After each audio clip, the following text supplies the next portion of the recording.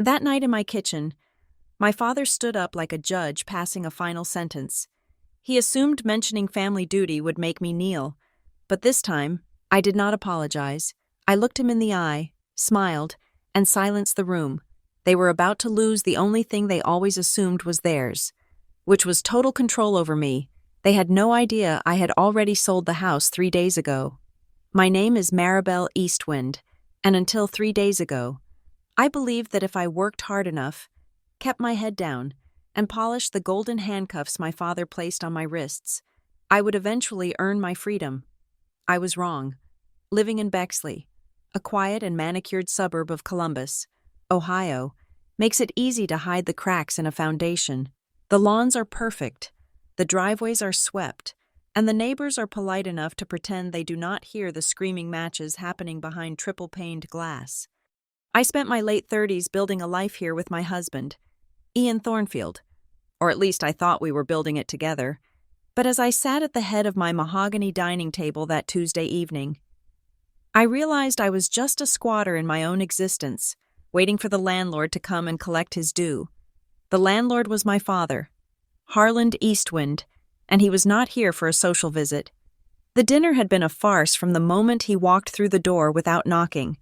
It was supposed to be a pot roast, a simple meal Ian had spent 3 hours preparing, but the air in the room was so thick with tension that the meat tasted like ash.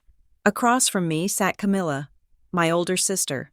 She had arrived 2 hours earlier, dragging the chaos of her second divorce behind her like a train on a wedding dress. She was currently lounging in the chair that belonged to Ian, her legs crossed, one bare foot resting casually on the edge of the table. She was picking at a salad she had demanded I make because the roast was too heavy for her digestion. Harland cleared his throat. It was a sound I had been conditioned to fear since I was 5 years old. It was the sound of a gavel hitting a block. He did not look at me. He looked at the room, inspecting the crown molding and the light fixtures as if calculating their liquidation value. "You have plenty of space here, Maribel," Harland said. His voice was not loud, but it carried the weight of a command that brooked no argument. "Camilla needs a place to stabilize. She is fragile right now. You have 3 bedrooms that are sitting empty because you have chosen not to give me grandchildren yet. It is wasteful." I tightened my grip on my fork until my knuckles turned white. I looked at Camilla. She did not look fragile. She looked like a predator who had just found a warm cave to hibernate in. She took a sip of the vintage red wine I had been saving for our anniversary, swished it around in her mouth, and swallowed with a grimace that suggested it was vinegar. "She stays," Harland continued, slicing his meat with surgical precision. "Starting tonight, you will clear out the master suite for her. You and Ian can take the guest room downstairs. She needs the ensuite bathroom for her therapy sessions." "Excuse me," I asked. The words felt foreign in my throat. Camilla laughed, a sharp, brittle sound. "Don't be selfish. Maribel, I am going through a crisis. The judge gave everything to Richard. I have nothing. Daddy says I need family right now. And since you have this big, empty house and that cushy job at the company, it is the least you can do." I looked at Ian. This was the moment. This was the moment a husband was supposed to slam his hand on the table and say that this was his house, his wife, and his sanctuary. But Ian said nothing. He was staring at his wine glass, his face completely void of expression.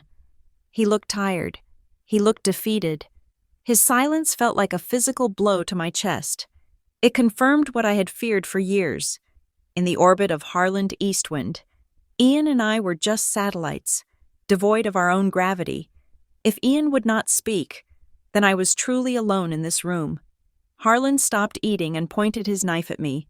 "It is not a request, Maribel. It is your duty. You are the strong one. You have the stability. You have the income.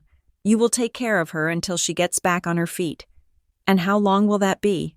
I asked, my voice trembling slightly, not from fear, but from a rage so cold it burned.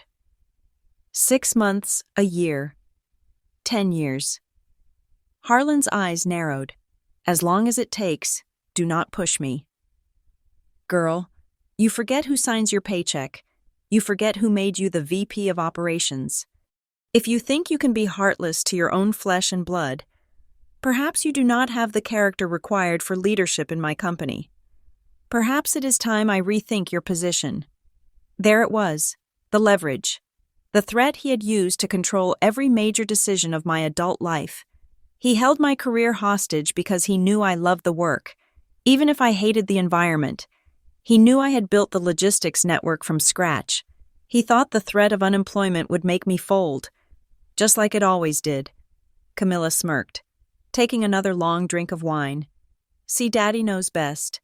Just be a good little sister and go change the sheets. I like the Egyptian cotton ones." The room went silent. The only sound was the ticking of the grandfather clock in the hallway. I looked at my father, then at my sister, and finally at my husband, who was still studying the red liquid in his glass as if it contained the secrets of the universe. I took a deep breath, and for the first time in my life, the air didn't feel heavy, it felt crisp. "No." I said. Harlan froze. He blinked, as if he had misheard me. "Excuse me," I said. "No." I repeated, my voice steady, the tremble gone completely. "Camilla is not moving in. Not tonight, not tomorrow, not ever." Harlan's face turned a dangerous shade of purple. He dropped his knife. It clattered against the china plate. A gunshot in the quiet room. "You ungrateful child. Do you understand what I just said? If you defy me on this, you are done. I will fire you tomorrow morning. I will blacklist you. You will never work in this industry in Ohio again. I will cut you off." I picked up my napkin and dabbed the corners of my mouth. "You cannot fire me. Dad." Harlan let out a scoff of disbelief. "Oh, I certainly can. I am the CEO. No, you cannot fire me," I said, leaning forward, resting my elbows on the table, violating the etiquette rules he had drilled into me since I was 6. "Because I resigned at 4 o'clock this afternoon." Camilla stopped swirling her wine. Harlan's mouth opened, but no sound came out. Ian finally looked up, but his face remained unreadable. "I sent my formal letter to HR and the board before I left the office." I continued, speaking clearly, savoring every syllable. "I have accepted a position as the chief operating officer for a logistics firm in San Diego, California. My starting salary is 40% higher than what you pay me. My benefits package is fully vested from day one, and I start on the 1st of February. You are lying." Harlan hissed, gripping the edge of the table. "You would not dare. You cannot leave Columbus. Your life is here. This house is here." Ah, yes, the house. I looked around the room, at the walls I had painted, the floors I had refinished. I turned my gaze to Camilla, who looked as if she had swallowed a lemon. "About the house," I said, keeping my tone conversational. "I am afraid the guest room is not available, nor is the master suite. In fact, none of it is available." "What are you talking about?" Camilla snapped. "Stop playing games, Maribel. It is annoying." "I am not playing." I said, "I sold the house." Harlan stood up so fast, his chair tipped over backward and crashed onto the floor. "You did what I sold it," I said, smiling. "I signed the closing documents 3 days ago. It was a cash offer. Quick close. The new owners take possession in 48 hours. The movers are coming tomorrow morning at 7 o'clock sharp to pack up the things Ian and I are taking. Everything else is being liquidated or donated." But Camilla stammered, looking around frantically. "But I brought my things. My truck is outside. I told Richard I had a place to stay. That sounds like a personal problem." I said, "You have 48 hours to figure it out, but you cannot stay here tonight. I have already canceled the utilities effective the day after tomorrow. I am not the family safety deposit box anymore. Dad, I am not the retirement plan, and I am certainly not the rehabilitation center for Camilla's poor life choices." Harlan was shaking. His hands were clenched into fists at his sides. He looked small, for the first time. I realized he was just an angry old man in an expensive suit. "You will regret this," he snarled, his voice dropping to a low growl. "You think you can just walk away? I will sue you for breach of contract on your employment agreement. I will tie you up in court until that new job of yours evaporates. I will ruin you. Maribel, I will make sure you have nothing. He leaned over the table, his face inches from mine. And as for you, he spat, turning his glare toward Ian. You knew about this. You let her do this to her family. You are a weak, spineless coward. I always knew you were useless. I opened my mouth to defend Ian, to tell my father to get out. But a hand touched my arm. It was Ian. He stood up slowly. He did not look weak. He did not look tired anymore. He looked like a man who had been holding his breath for 10 years and had finally decided to exhale. He walked around the table until he was standing face to face with Harland. Ian was 3 inches taller than my father, and for the first time, he used every inch of that height. Harland took a step back, surprised by the sudden proximity. Sit down. Ian, this does not concern you. Ian smiled, but it did not reach his eyes. It was a cold, predatory smile that I had never seen on my husband's face before. It concerns me. Harland, Ian said. His voice was calm, terrifyingly level. And you are not going to sue Maribel. You are not going to touch her career. You are not going to make a single phone call to anyone in San Diego. Harland laughed. But it sounded nervous. Or what? What are you going to do? Cook me a bad meal. Ian reached into the inner pocket of his blazer and pulled out a folded piece of paper. He placed it gently on the table, smoothing it out with his hand. It was a photocopy of a bank transfer. Or, Ian said softly, leaning in close so only we could hear. I will send the IRS the full file I have on the shell company you set up in the Cayman Islands to funnel the construction kickbacks from the chaotic Riverside project. I know about the $2 million, Harland, and I know about the signature you forged on the compliance reports. Harland's face went white. All the color drained from his skin in a single second, leaving him looking like a ghost. He looked at the paper, then at Ian, and his arrogance evaporated, replaced by pure, unadulterated terror. Ian patted Harland on the shoulder, a gesture that looked friendly but was heavy with threat. So, I think you should take Camilla and her truck and leave our property. Right now, Maribel and I have a lot of packing to do. To understand why I burned my life to the ground at that dinner table, you have to understand that the match was lit exactly 3 months ago. It did not start with a bang. It started with a ringtone. It was 2:07 in the morning on a Tuesday. The time is etched into my memory like a scar because that was the precise moment my sanctuary was breached.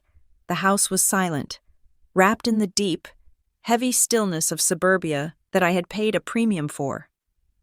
Ian was asleep beside me, his breathing a steady, rhythmic rasp that usually lulled me into a sense of security. But when my phone vibrated against the nightstand, buzzing aggressively against the wood, that security shattered. I fumbled for the device, squinting against the harsh white glare of the screen. The name flashing on the display was Camilla.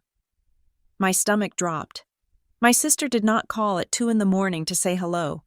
She did not call to ask how my job was going. Camilla only called at this hour when her world was ending, and she needed someone else to hold the debris. I swiped answer and pressed the phone to my ear, my voice thick with sleep. Hello? He did it. Her voice was a shriek, so loud I had to pull the phone away from my ear. It was wet with tears and hysterical. The sound of a woman who had lost control of her narrative. He actually did it. Maribel. That bastard locked the gates. I sat up, rubbing my temples. Who, Richard? Yes, Richard. She was sobbing now, a gasping, ugly sound that I knew from experience was only 50% genuine sorrow and 50% performance art. We had a fight. I told him he was boring, and he told me to get out. He put my bags on the driveway. Maribel. Louis Vuitton bags on the concrete. It is raining. I looked at the window. It was indeed raining, a cold, miserable Ohio drizzle. Where are you? I asked, swinging my legs out of bed. The floor was freezing. I am in the car. I have been driving for 20 minutes. I am coming to you. I froze. The sleep vanished instantly, replaced by a cold dread. What no?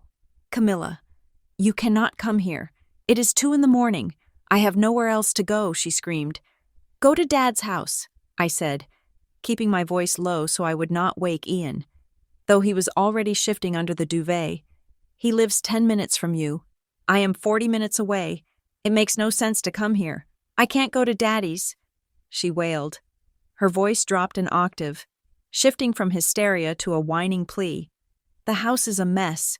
He is redoing the floors in the guest wing. The smell of varnish makes me migraine, and I am depressed. Maribel, I am having a mental breakdown. I cannot be around Dad right now. I need my sister. I closed my eyes. I knew this trap. I had walked into it 1,000 times since childhood. If I said no, I was the heartless sister kicking a victim while she was down. If I said yes, I was opening the door to a vampire. Go to a hotel, I said firmly. There is a Four Seasons downtown. I will use my points. I will book it for you right now. You can get room service. You can have a spa day tomorrow. There was a silence on the other end of the line.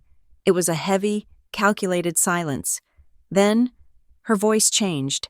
The tears evaporated, replaced by a cold, sharp edge that sounded exactly like our father. You do not get it, do you? I am not asking for a hotel recommendation. I am coming there. Dad said I could. The air left my lungs. Dad said what I called him first. She said, smugness bleeding through the phone lines. He agrees that Richard is a monster. He said I need family support. He told me to drive to your house. He said it is your duty to take care of me. My hand tightened around the phone until I thought the screen might crack. He does not get to decide who stays in my house. Camilla. Click. She hung up.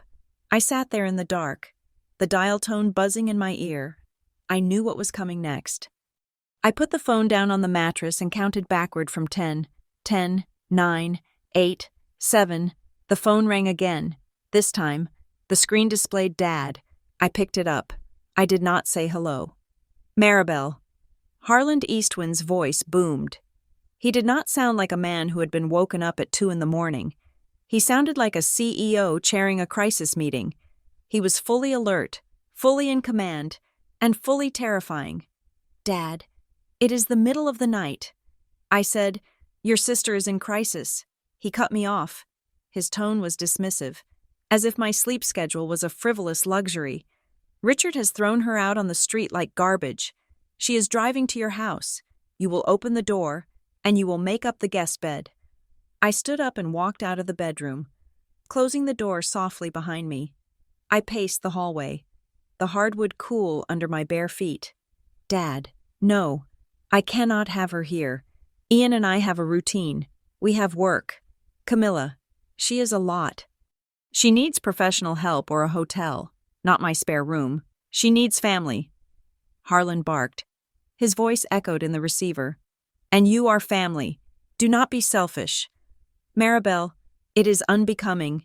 It is not about being selfish, I argued, trying to keep the desperation out of my voice. It is about boundaries. She disrupts everything.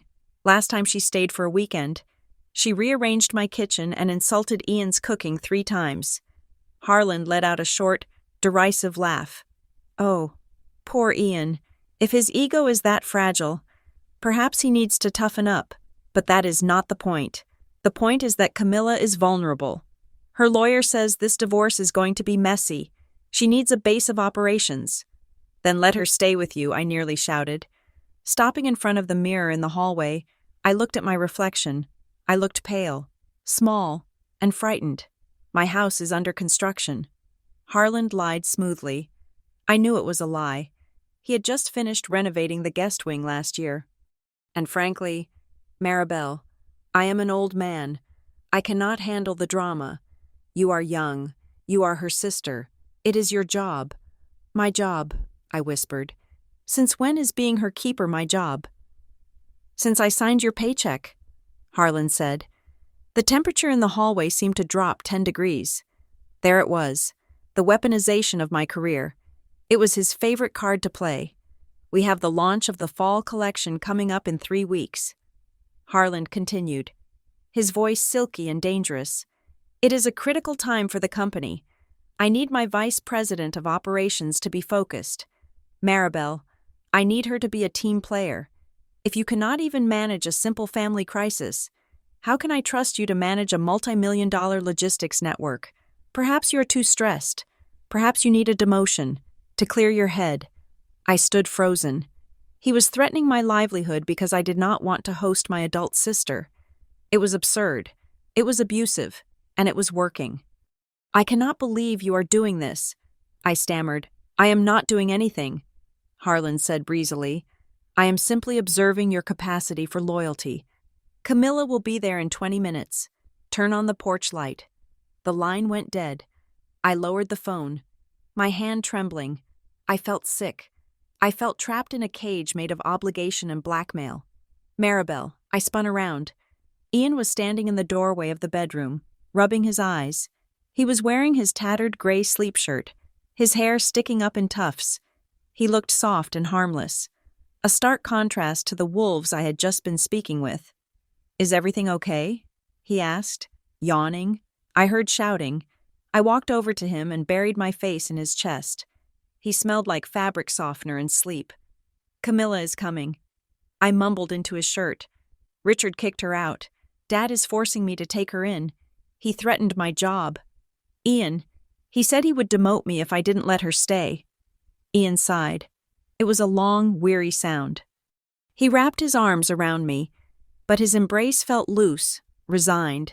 Baby, he said softly, resting his chin on my head. It is just Camilla. You know how she is. I pulled back to look at him. That is exactly why I do not want her here. She is a hurricane. Ian, she will destroy this house. She won't destroy the house, Ian said. Trying to be reasonable. He was always trying to be reasonable in an unreasonable family. She is just loud and messy. Look, it is 2 a.m. We are both exhausted. Fighting your dad right now is a losing battle. You know that. But if we let her in, she will never leave, I insisted. She will leave, Ian said. We will make sure of it. Just let her stay for a few weeks, just until the initial divorce dust settles. For peace, Maribel, just for peace. If you say no, your dad is going to make your life at work a living hell, and you will bring that stress home. And then we will both be miserable. Is it really worth it? I looked at my husband. He just wanted to go back to sleep. He wanted the path of least resistance. He did not understand that with the east winds, the path of least resistance led directly to a cliff. But looking at his tired eyes, I realized I did not have the energy to fight him too. I was fighting a war on 2 fronts, and I was losing both. Fine, I said, defeat tasting bitter in my mouth. Fine, but there are conditions. Ian nodded, already turning back toward the bed. Whatever you want, just tell her when she gets here. I did not wait for her to get here. I needed it in writing. I needed a contract.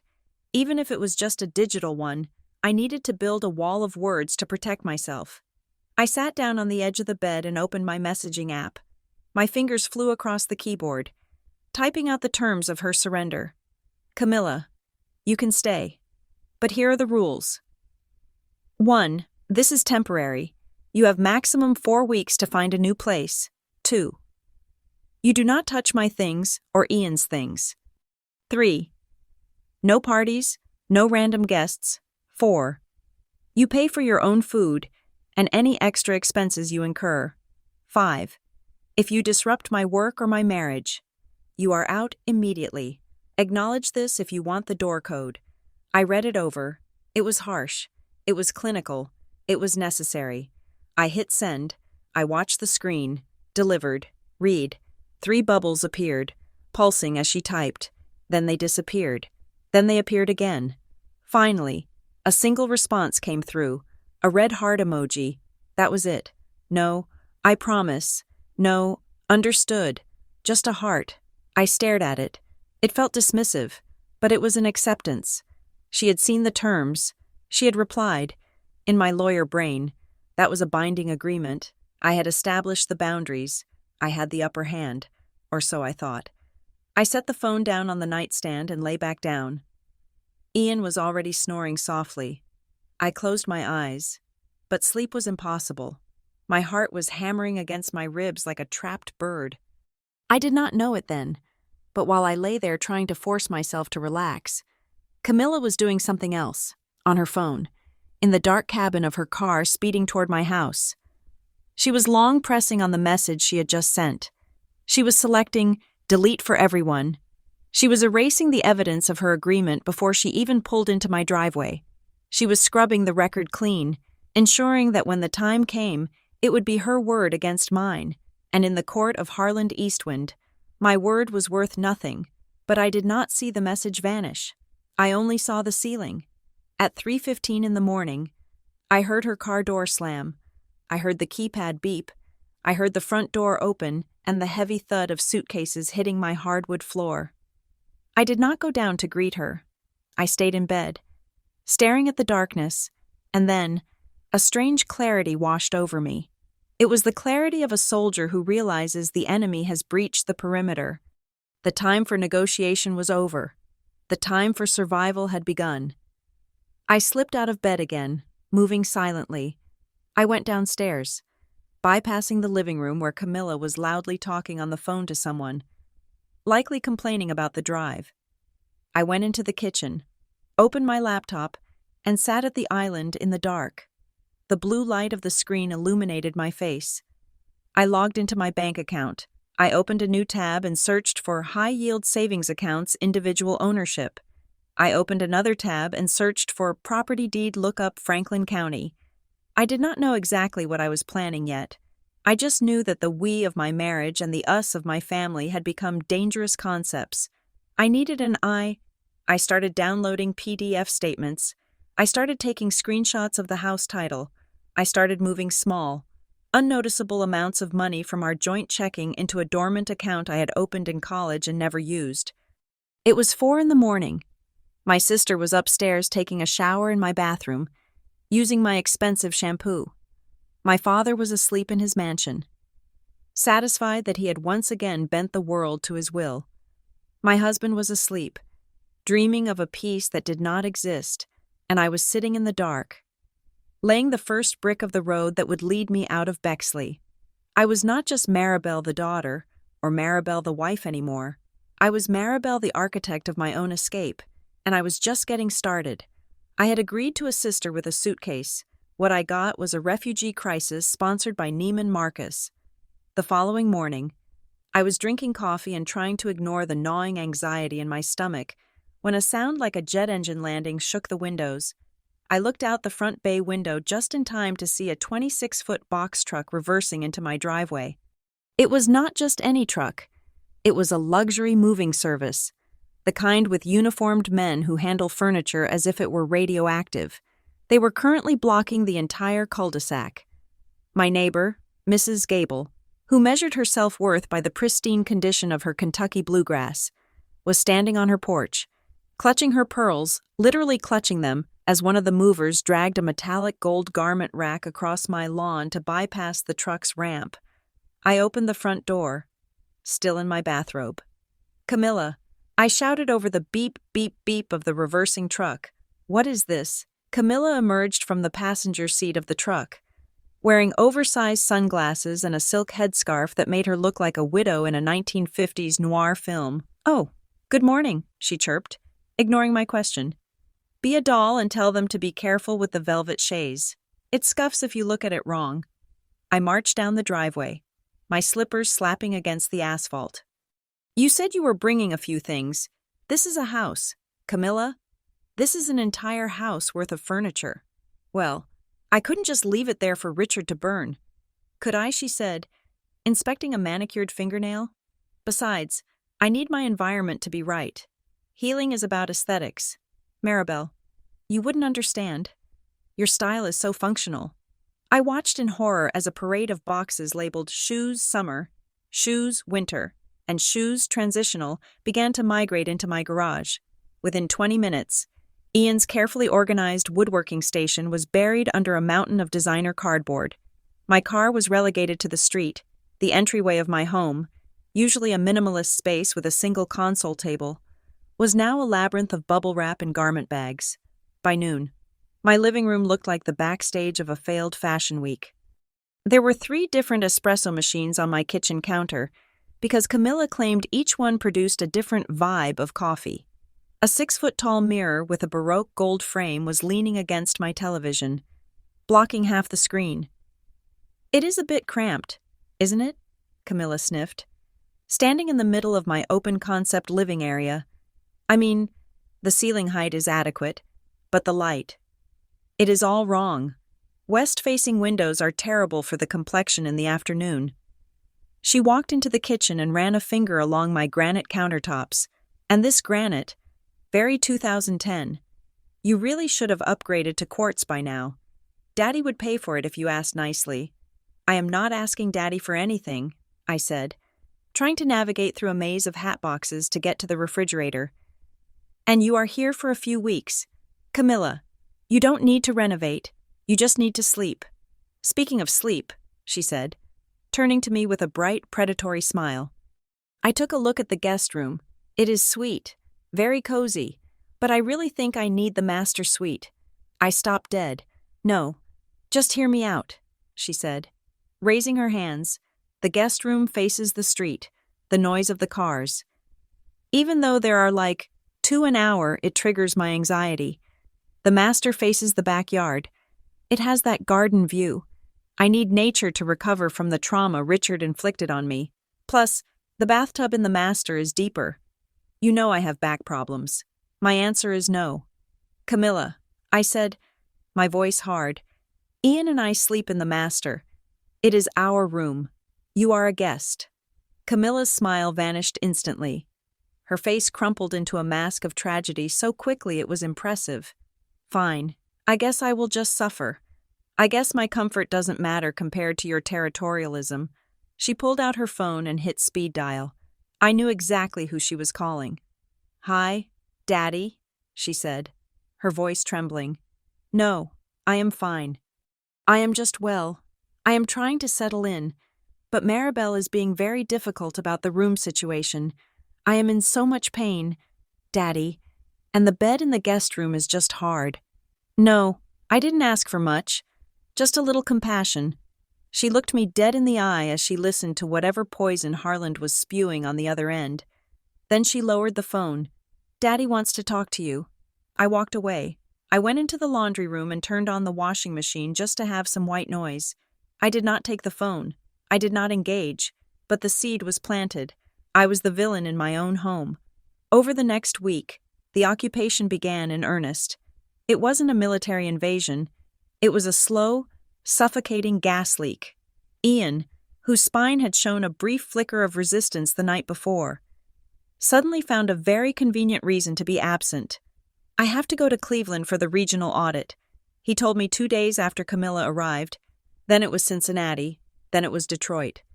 He was leaving on Monday mornings and coming back on Friday nights, looking exhausted and apologetic, but clearly relieved to be escaping the asylum.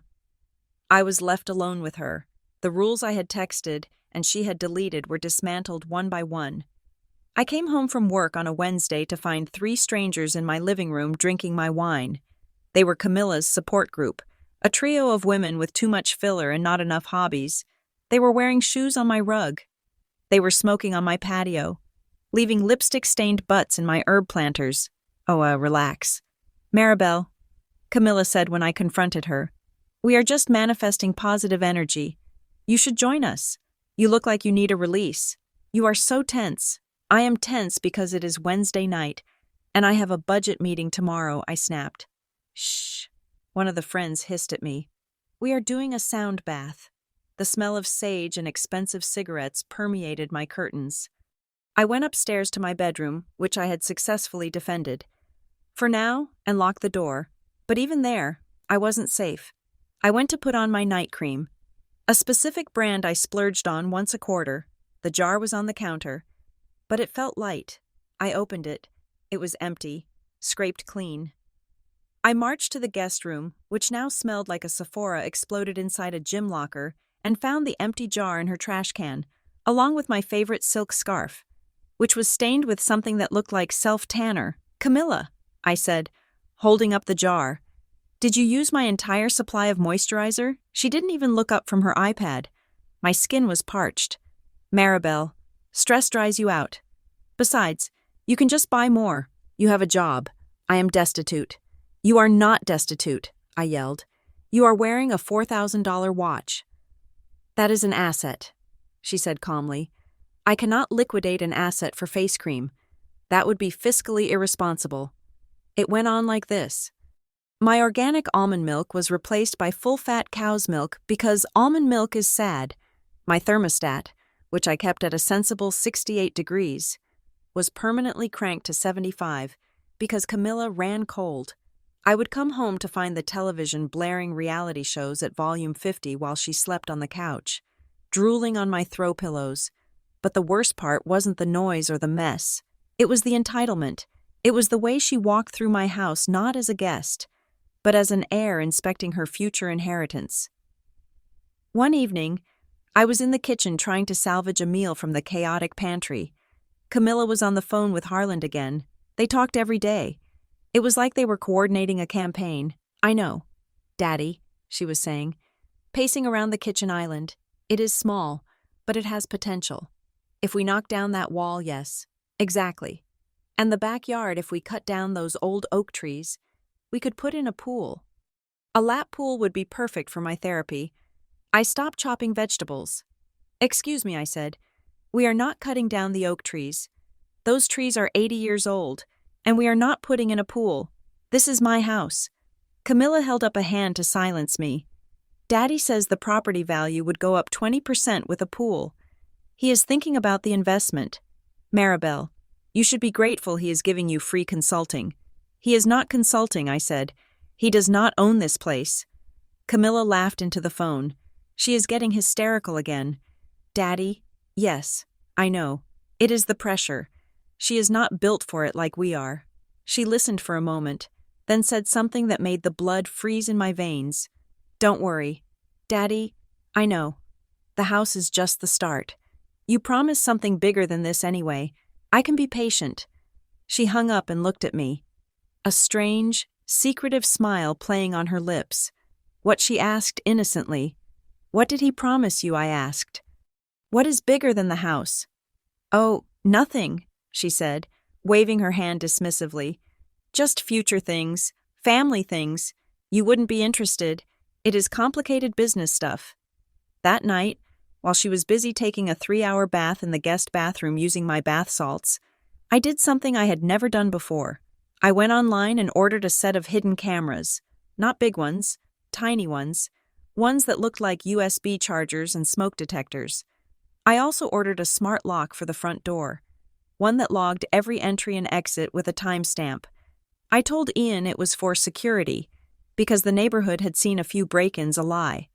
But a plausible one. I installed them myself on a Saturday when Camilla was out getting her chakras aligned. I put one in the living room, facing the main entry. I put one in the kitchen. I put one in the hallway outside my bedroom. I told myself I was being paranoid.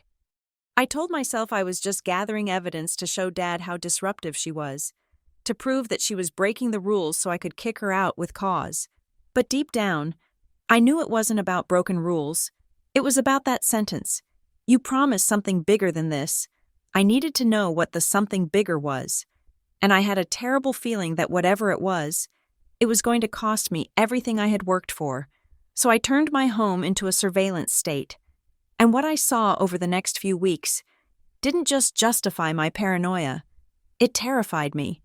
Because the cameras didn't just catch Camilla being a slob. They caught her looking at my mail. They caught her trying to guess the passcode to my iPad.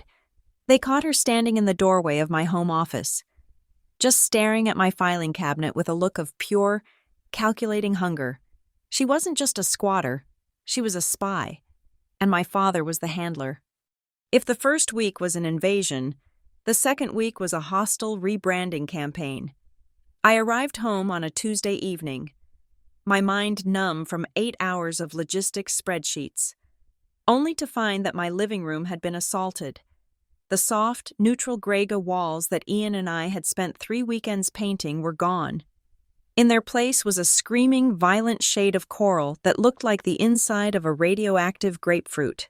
My limited edition prints of the Columbus skyline, which I had framed with museum glass, were missing.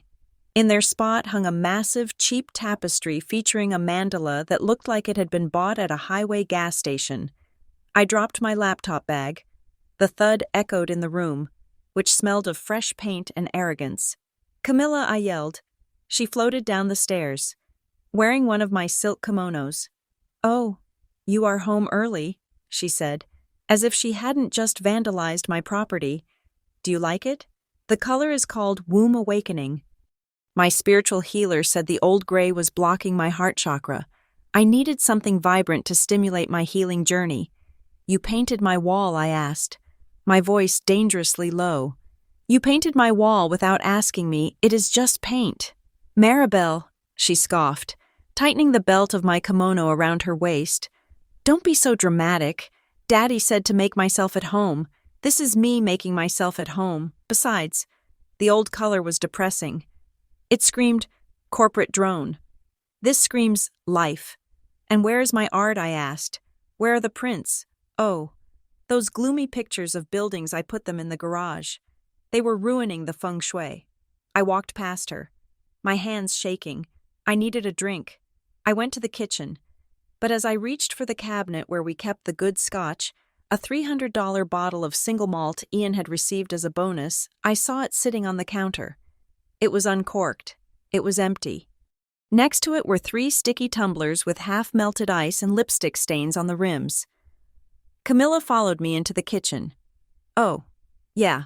The girls came over for a little lunch support session. We needed something to calm our nerves. I didn't think you would mind. You and Ian hardly drink the good stuff anyway. It is a waste to let it sit there gathering dust." "You drank the entire bottle?" I asked, staring at the glass corpse of the scotch. "We were celebrating my breakthrough," she said, grabbing an apple from the bowl and taking a bite. "I realized today that I am too good for Richard. That deserves a toast. Don't you think I looked down at the countertop? There, right next to the sink, was a dark, charred smudge on the white quartz. A cigarette burn. You smoked in here," I said, tracing the mark with my finger. Camilla shrugged. Tiffany got emotional. She needed a drag. We opened a window. "Stop acting like the police. Maribel. It creates a toxic environment." That night, I retreated to the bedroom, too exhausted to fight. I opened Instagram, mostly to numb my brain, and there it was. Camilla had posted a reel. It was titled, "Starting Over My New Sanctuary." The video opened with Camilla doing a twirl in my living room, the coral wall blazing behind her. Then it cut to her making a smoothie in my kitchen, using my blender. Then it showed her lounging on my patio furniture, so grateful to have this space to myself. The caption read, "Finally free from the toxicity, building my own peace, brick by brick, new beginnings, my home survivor." She didn't mention me. She didn't mention Ian. She had edited the video to make it look like she lived there alone, like she was the owner of this suburban estate. I scrolled to the comments. "So proud of you." "Babe. You deserve this palace," one friend wrote. "Stunning home for a stunning queen," wrote another. Then I saw a comment from a mutual acquaintance, someone from the country club my father belonged to. "Is that Maribel's place?" Camilla had replied. "Let's just say I am bringing some much-needed life into a very cold space." Family support is complicated. I felt the blood rush to my face. She wasn't just stealing my space. She was stealing my narrative. She was painting herself as the resilient survivor and implying that I was the cold, unsupportive obstacle she had to overcome. The next day, the social media war turned into real-world consequences.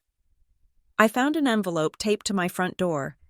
It was from the Homeowners Association.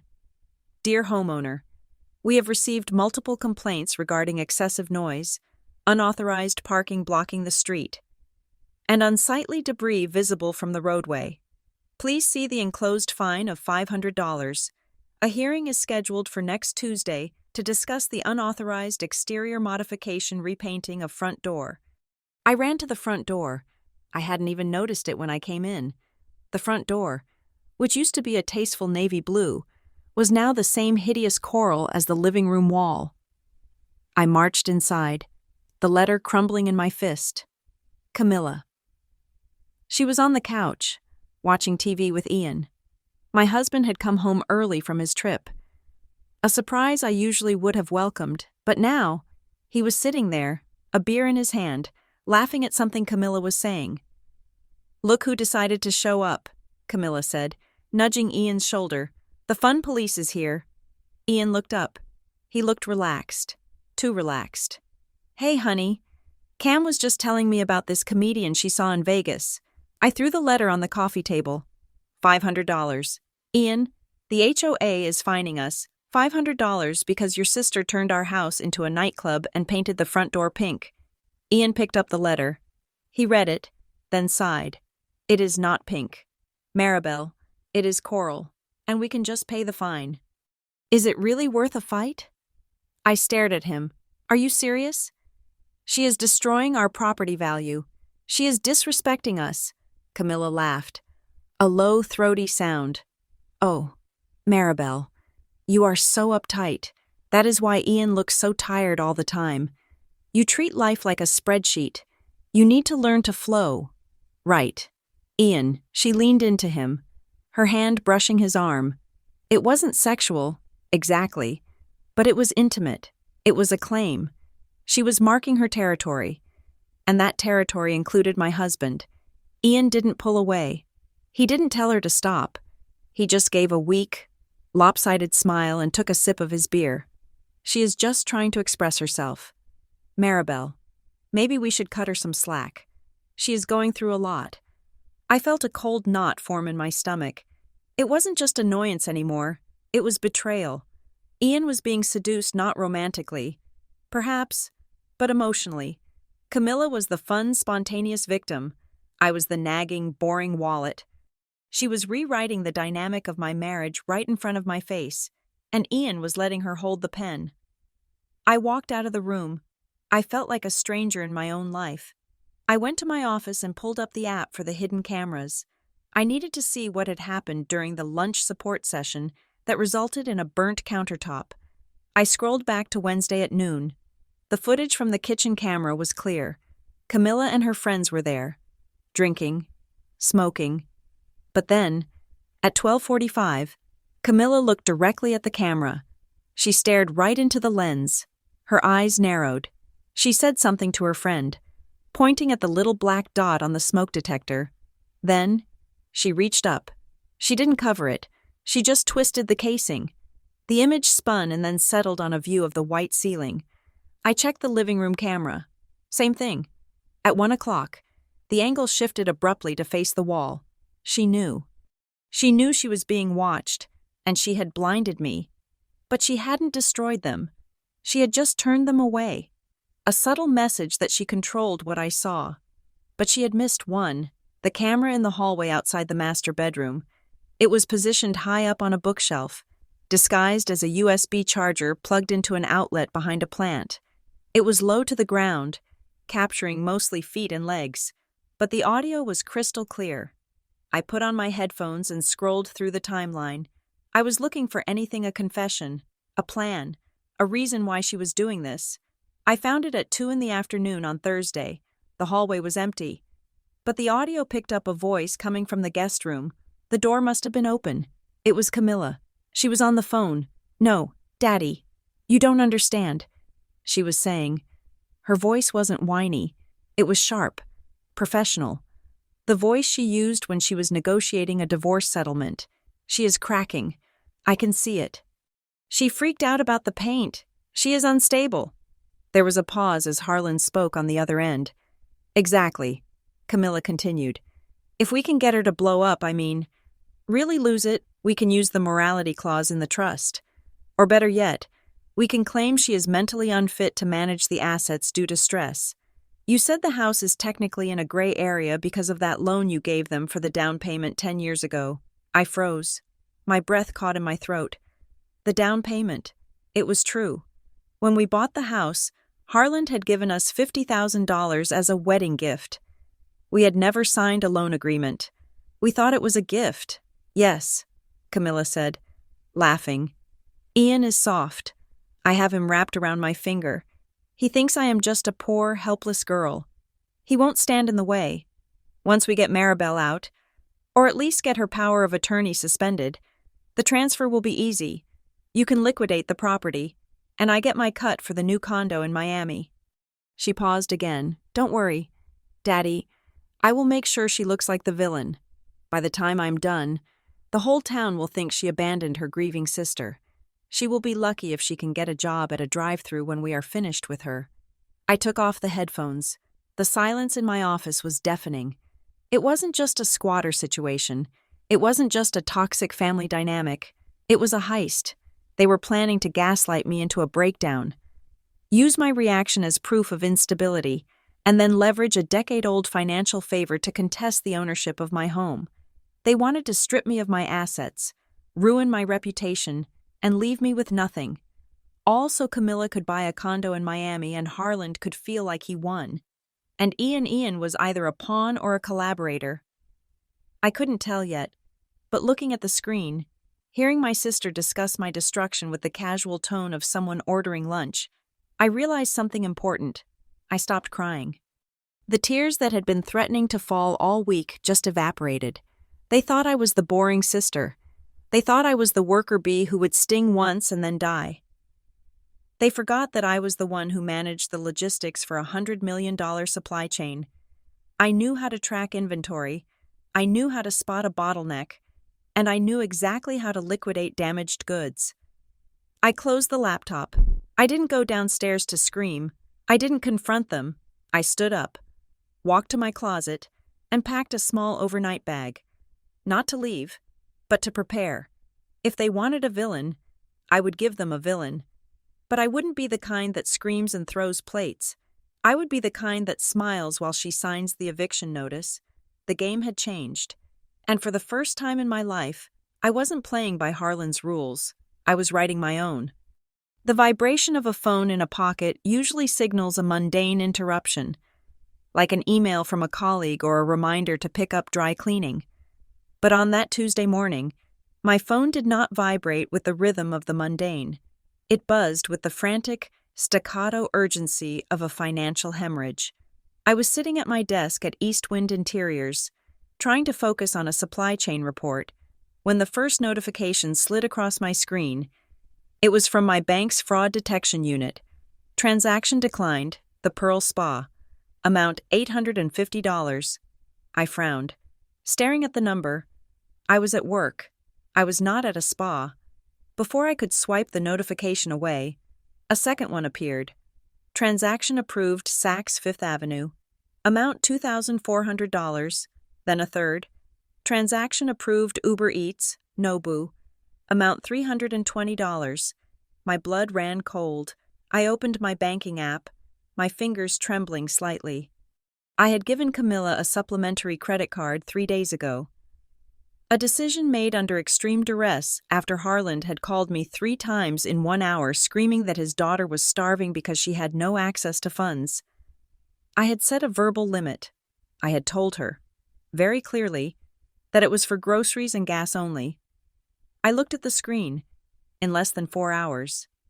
She had spent nearly $4,000. I did not call her. I drove home. When I walked into the house, the living room looked like the aftermath of a high-end looting. Shopping bags with glossy rope handles were scattered across the floor. The smell of expensive sushi and even more expensive perfume hung heavy in the air. Camilla was sitting on the couch, my couch wearing a new silk robe that I recognized from the Saks website. She was applying a face mask that likely cost more than my first car. "Camilla," I said, my voice shaking with a mixture of rage and disbelief. "What is this?" She looked up, unbothered. "Oh. Hey, you are home early. Did you get fired?" I held up my phone. $2,400 at Saks. $300 for lunch. I told you that card was for emergencies. This is an emergency. "Maribel," she said, smoothing the mask over her forehead. I was feeling dead inside. Richard destroyed my self-esteem. I needed to buy things that made me feel beautiful again. I have to spend money to remind myself that I'm still alive. It is a coping mechanism. My therapist said I should treat myself. "Your therapist did not say you should spend my mortgage payment on a robe," I shouted. Camilla rolled her eyes and picked up her phone. God, You are so dramatic. It is just money. You have a job. You can make more. Why are you trying to shame me for taking care of my mental health? She dialed a number and put it on speaker before I could stop her. Daddy, she sobbed instantly. The transition from bored to devastated was seamless. Daddy, Maribel is screaming at me. She is throwing things. I just bought a few things to make the guest room livable because she refuses to give me the master, and now she is standing over me screaming about pennies. She is financially abusing me. Daddy. She knows I have no access to my accounts, and she is using it to torture me. I stood there, stunned. There were no thrown objects. There was no screaming. Until she started. Harlan's voice boomed from the phone speaker. Maribel, what is wrong with you? Your sister is in a fragile state. Dad, she spent $4,000 in one morning, I protested. So Harlan roared, You are a vice president. You make 6 figures. Are you really going to begrudge your sister a little comfort when her life has fallen apart? You are being petty. Maribel, it is ugly. Stop counting coins and start acting like family. If you cut her off, you are cutting me off. Do you understand? He hung up. Camilla smirked, wiped a tear that wasn't there, and went back to browsing on her iPad. See, Daddy agrees. You are being toxic. I walked out of the room. I felt like the walls were closing in. It wasn't just the money. It was the absolute distortion of reality. They had turned my financial stability into a weapon against me. By being responsible, I had become the villain who withheld resources from the victim. I went upstairs to my office and locked the door. I needed to kill the card. I logged into the desktop version of my bank account to cancel the supplementary user, but when the dashboard loaded, I saw something that made the $4,000 look like pocket change. There was a new account listed under my profile. Personal line of credit. Limit $50,000. Status active. I had not opened a line of credit. I clicked on the details. The account had been opened 2 days ago. The application had been submitted online. I downloaded the signed agreement. There, at the bottom of the PDF, was my signature. It wasn't a wet ink signature. It was a digital stamp. The exact digital stamp I used at work for approving invoices. Someone had copied my digital signature from the company server and pasted it onto a personal loan application. I sat back in my chair, the room spinning. This wasn't just Camilla being a brat. This was fraud. This was a felony. I heard a knock at the door. It was Ian. He came in, looking pale. He was holding a stack of papers. Maribel, he said quietly, we need to talk. He placed the papers on the desk. It was a credit report. I just got an alert from Credit Karma. He said, I thought it was a glitch, but then I pulled the full report. Did you know there is a hard inquiry from a holding company called Eastwind Capital on your file from last week? No, I whispered. I don't even know what Eastwind Capital is. It is your dad's private equity shell, Ian said. His voice was grim. He is running a credit check on you. Maribel, and I found something else. He flipped to the second page. Remember the $50,000 he gave us for the down payment? The wedding gift.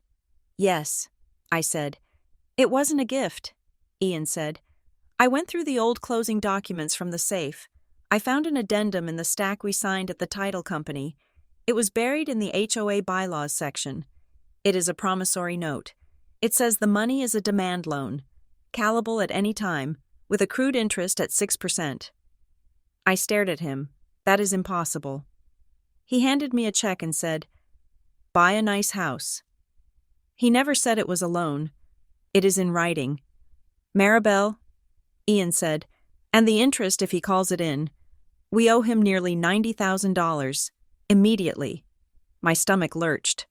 They had been planning this for 10 years. Or at least, Harland had kept a leash on me for 10 years, waiting for the moment he needed to yank it. But the nightmare wasn't over. My cell phone rang. It was a number I didn't recognize. Ms. Eastwind, a professional female voice asked. This is Sarah from the Commercial Lending Division at Ohio State Bank. I am calling to verify some details regarding the collateral for the revolving credit facility for Eastwind Interiors. I don't handle the company's loans, I said, my voice trembling. You need to speak to the CFO. We did, Sarah said. But this concerns the personal guarantee. Your father listed your residential property as secondary collateral for the expansion loan.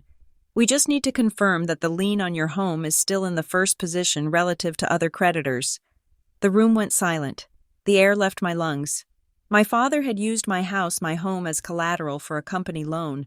I did not sign that. I said, I felt like I was floating outside my body. I never signed a guarantee. There is a signature here. Ms. Eastwind, Sarah said, sounding confused. It is notarized. Dated 3 months ago.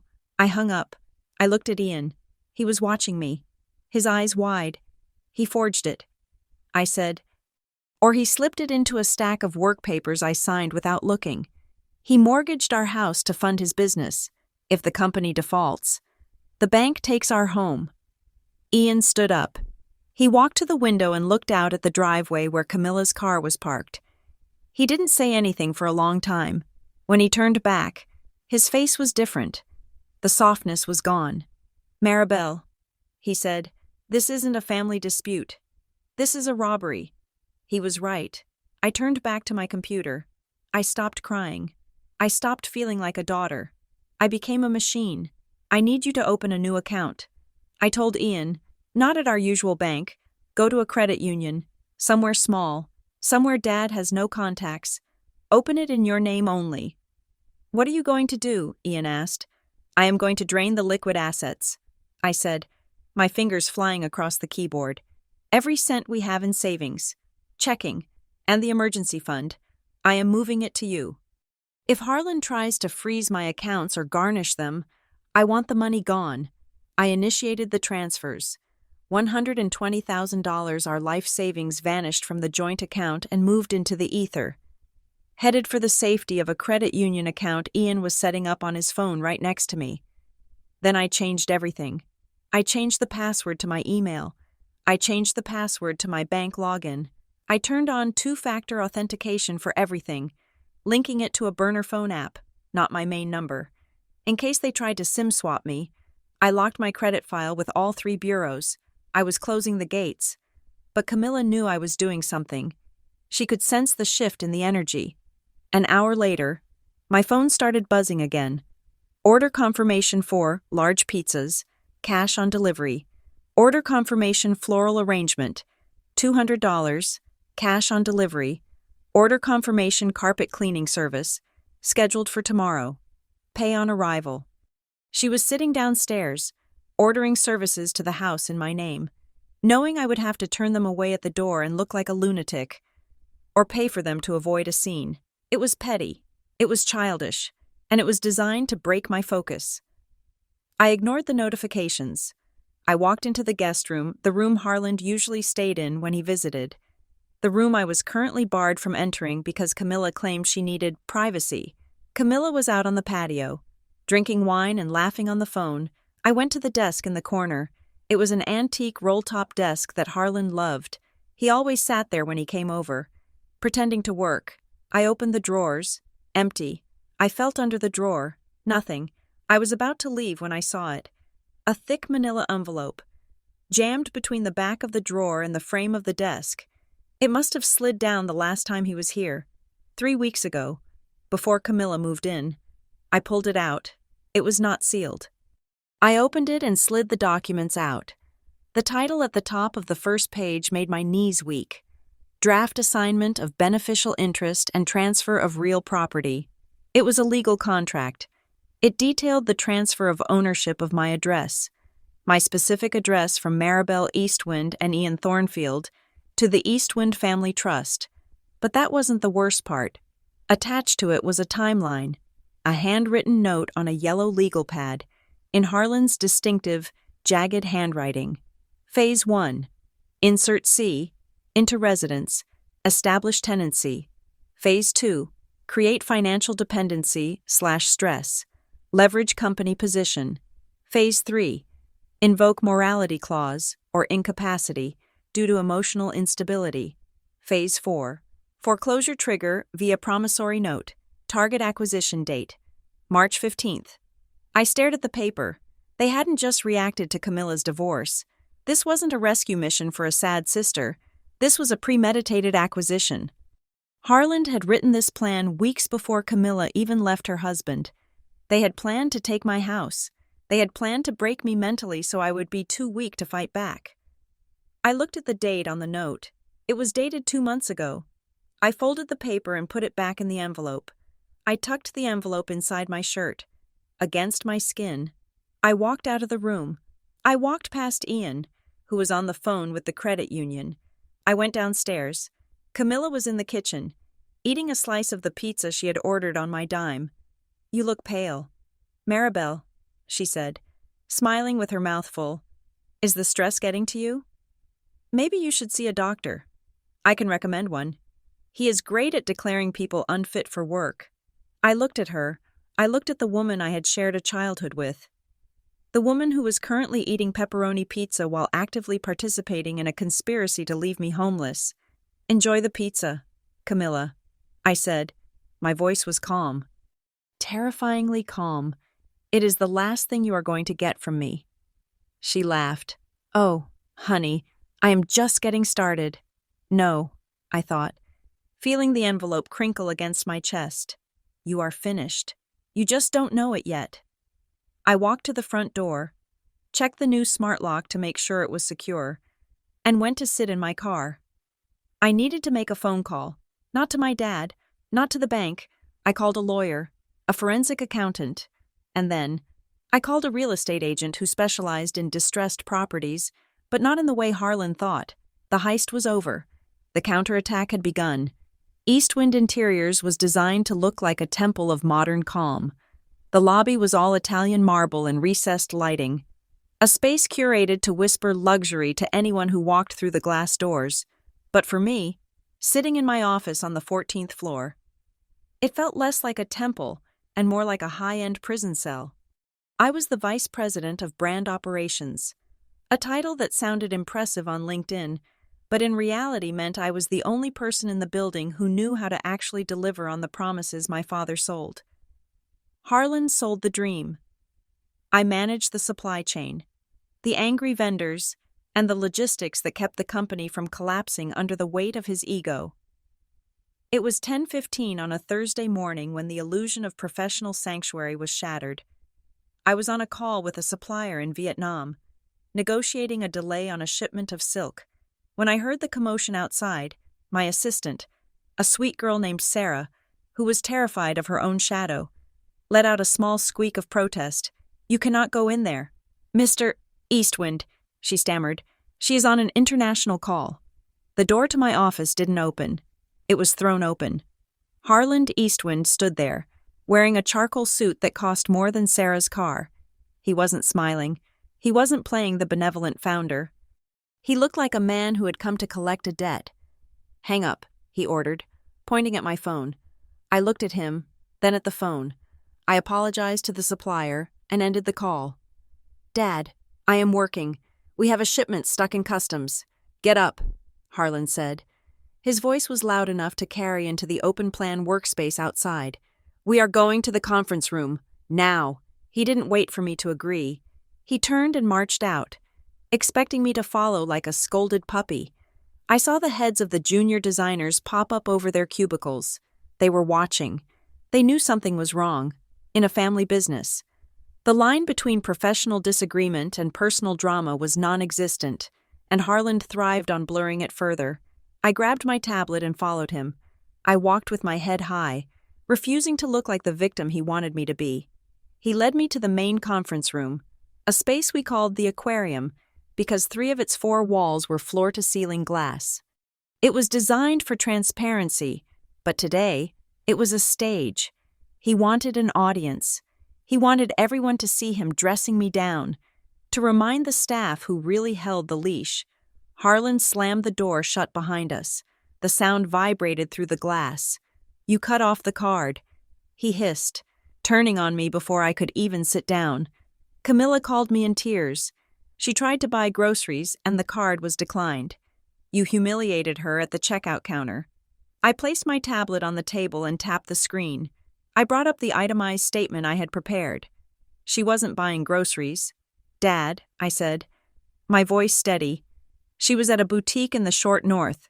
She was trying to buy a $1,200 handbag, and this was after she spent $4,000 on spa treatments and sushi yesterday. I spun the tablet around so he could see the numbers. Look at it. I said, look at the timestamps. This isn't survival. This is looting. Harlan didn't even look down. He swept his hand across the table, knocking the tablet onto the floor. It landed with a sickening crack. I do not care about the money, he shouted. His face was red, the veins in his neck bulging. This is not about a handbag. Maribel, this is about loyalty. I gave you a direct order to take care of your sister, and instead, you are treating her like a criminal. You are tracking her spending like she is an employee on probation. She is stealing from me. I said, bending down to pick up my broken device. And you are helping her. I found the credit line. Dad, the $50,000. The one with my digital signature pasted onto it. That is fraud. Harlan laughed. It was a cold, dismissive bark. Fraud. Do not use legal terms you do not understand. I am the CEO of this family. I decide how our assets are allocated. If I need to move liquidity to support a family member, I will do it, and you will thank me for it because every dime you have comes from me. He leaned in close, placing both hands on the table, looming over me.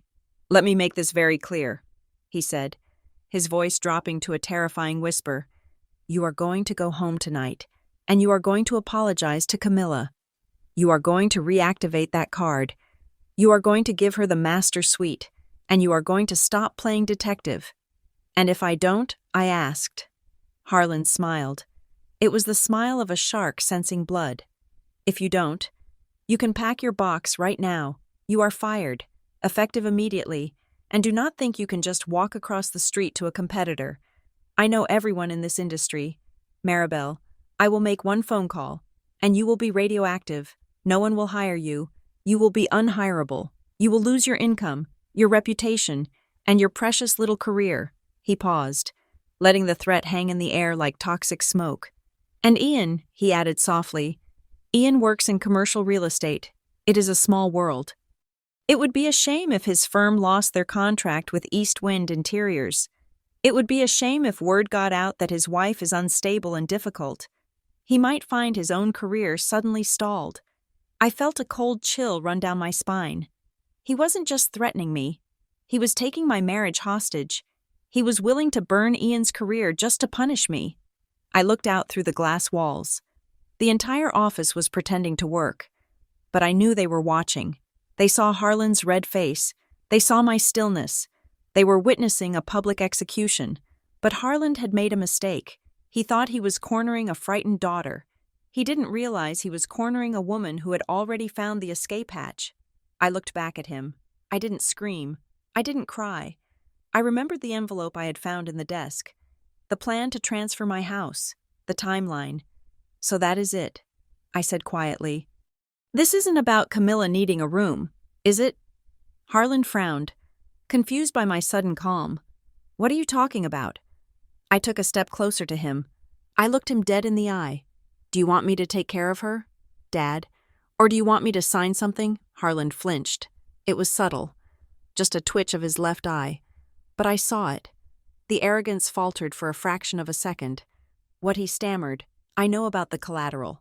I said, I know about the promissory note you think you have on my house, and I know you are trying to push me until I break so you can declare me incompetent.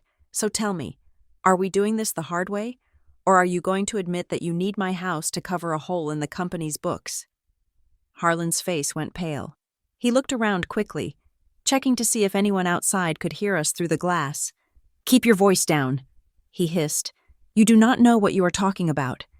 I think I do, I said. Why else would you be so desperate? Why else would you risk a fraud charge for $50,000? The company is in trouble, isn't it? Harlan grabbed my arm. His grip was painful. Listen to me, he snarled. But there was fear in his eyes now. The auditors are coming next month. The external compliance team.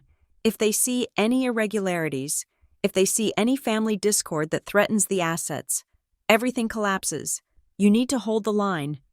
Maribel, You need to keep Camilla happy and keep your mouth shut. Do not let them notice anything wrong.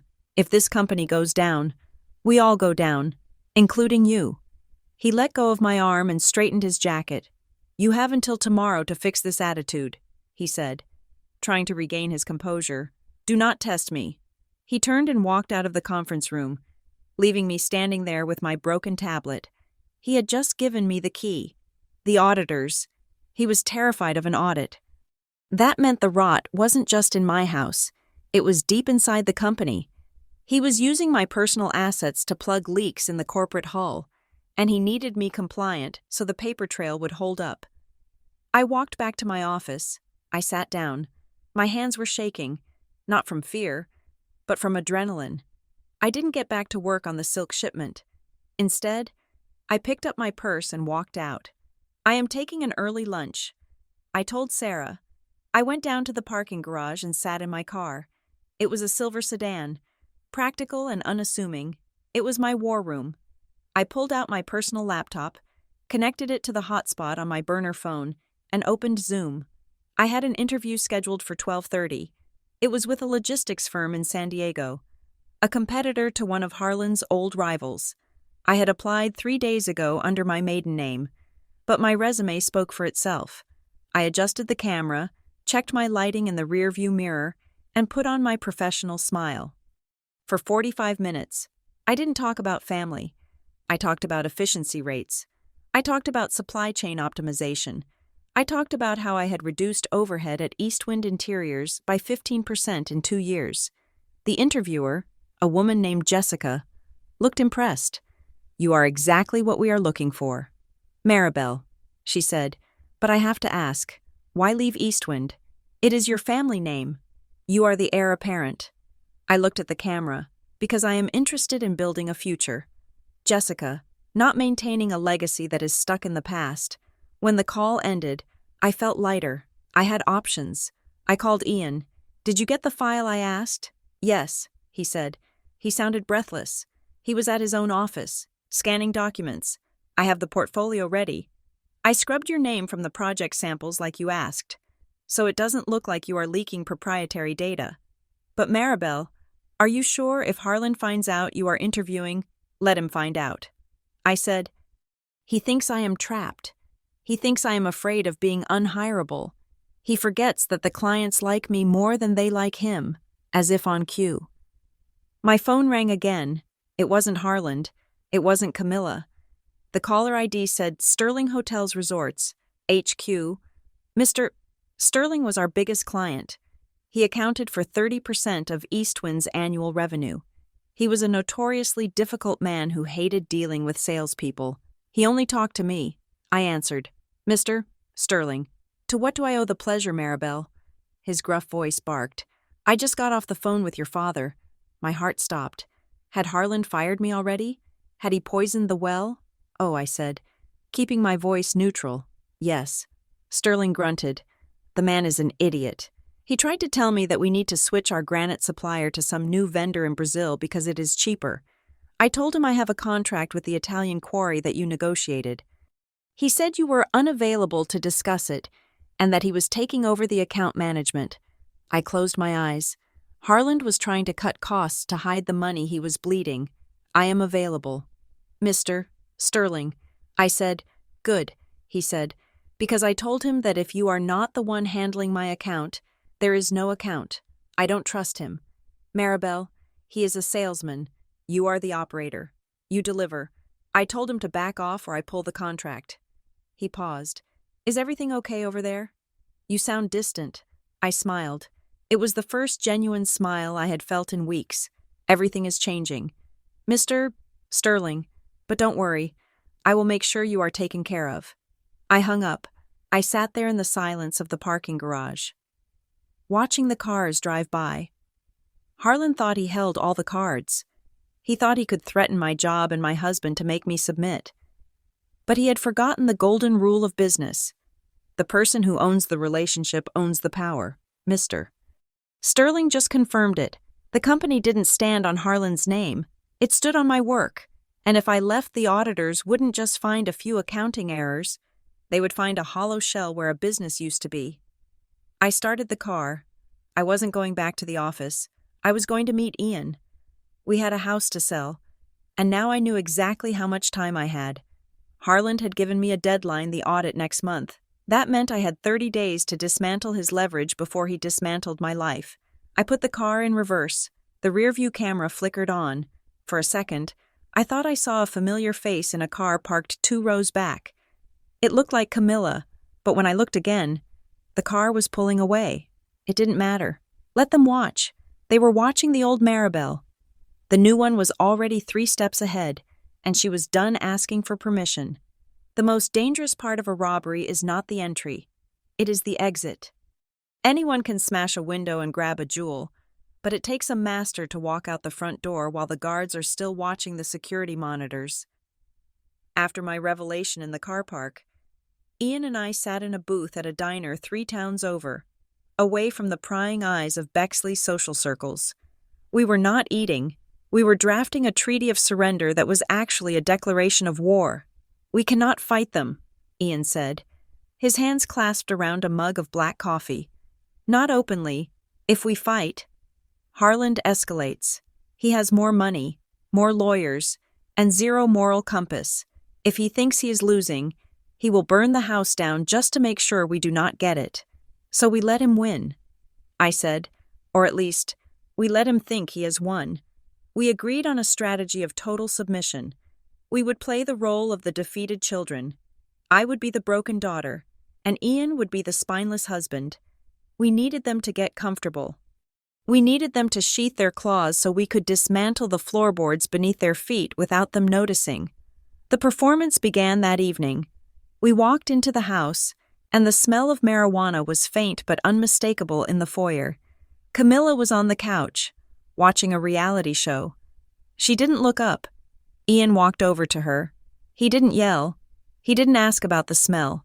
He sat down on the edge of the coffee table, putting himself lower than her. A physical submission. "Camilla," Ian said, his voice soft and apologetic. "I want to apologize for the tension lately. Maribel and I have been under a lot of financial stress, but that is no excuse for making you feel unwelcome." I stood by the door, holding my breath. This was the gamble. If Ian overacted, she would smell a rat. Camilla finally looked away from the TV. She raised an eyebrow. "Oh, did Daddy finally talk some sense into you?" "He did." Ian lied smoothly.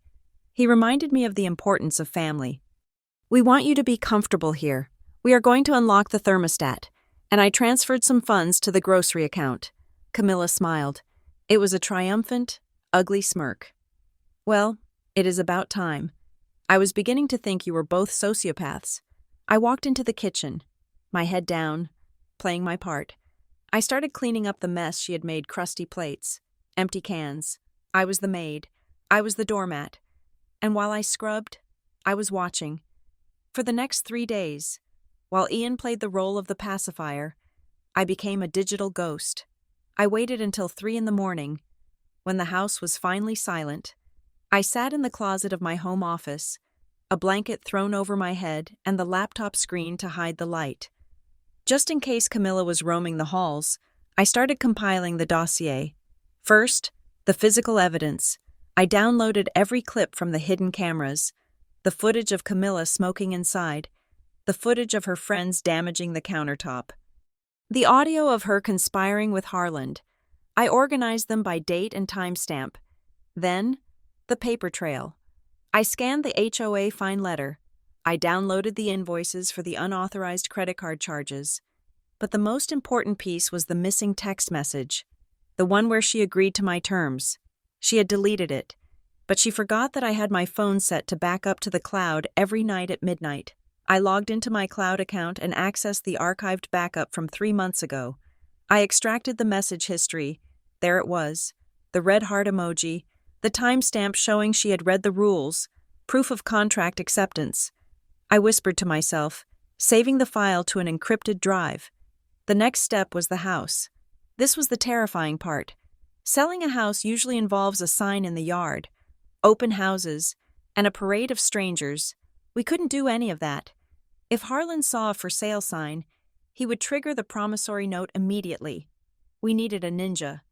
I met Marcus, not his real name, in the back of a library in downtown Columbus on a rainy Tuesday. Marcus was a real estate attorney and broker who specialized in high net worth divorces and sensitive liquidations. He was expensive, but he was discreet. I slid the folder across the table. We need to sell by the 15th of next month. I said, cash only, no inspection contingencies, and absolutely no public listing. It has to be a pocket listing. Marcus looked at the deed I had provided. He adjusted his glasses. This is a nice property in Bexley, he said. It will move fast, but there is a complication. The title is joint survivorship. You and your husband. I know. I said. Marcus looked at me over his glasses. If this is a distress sale, I need to know that the husband is on board.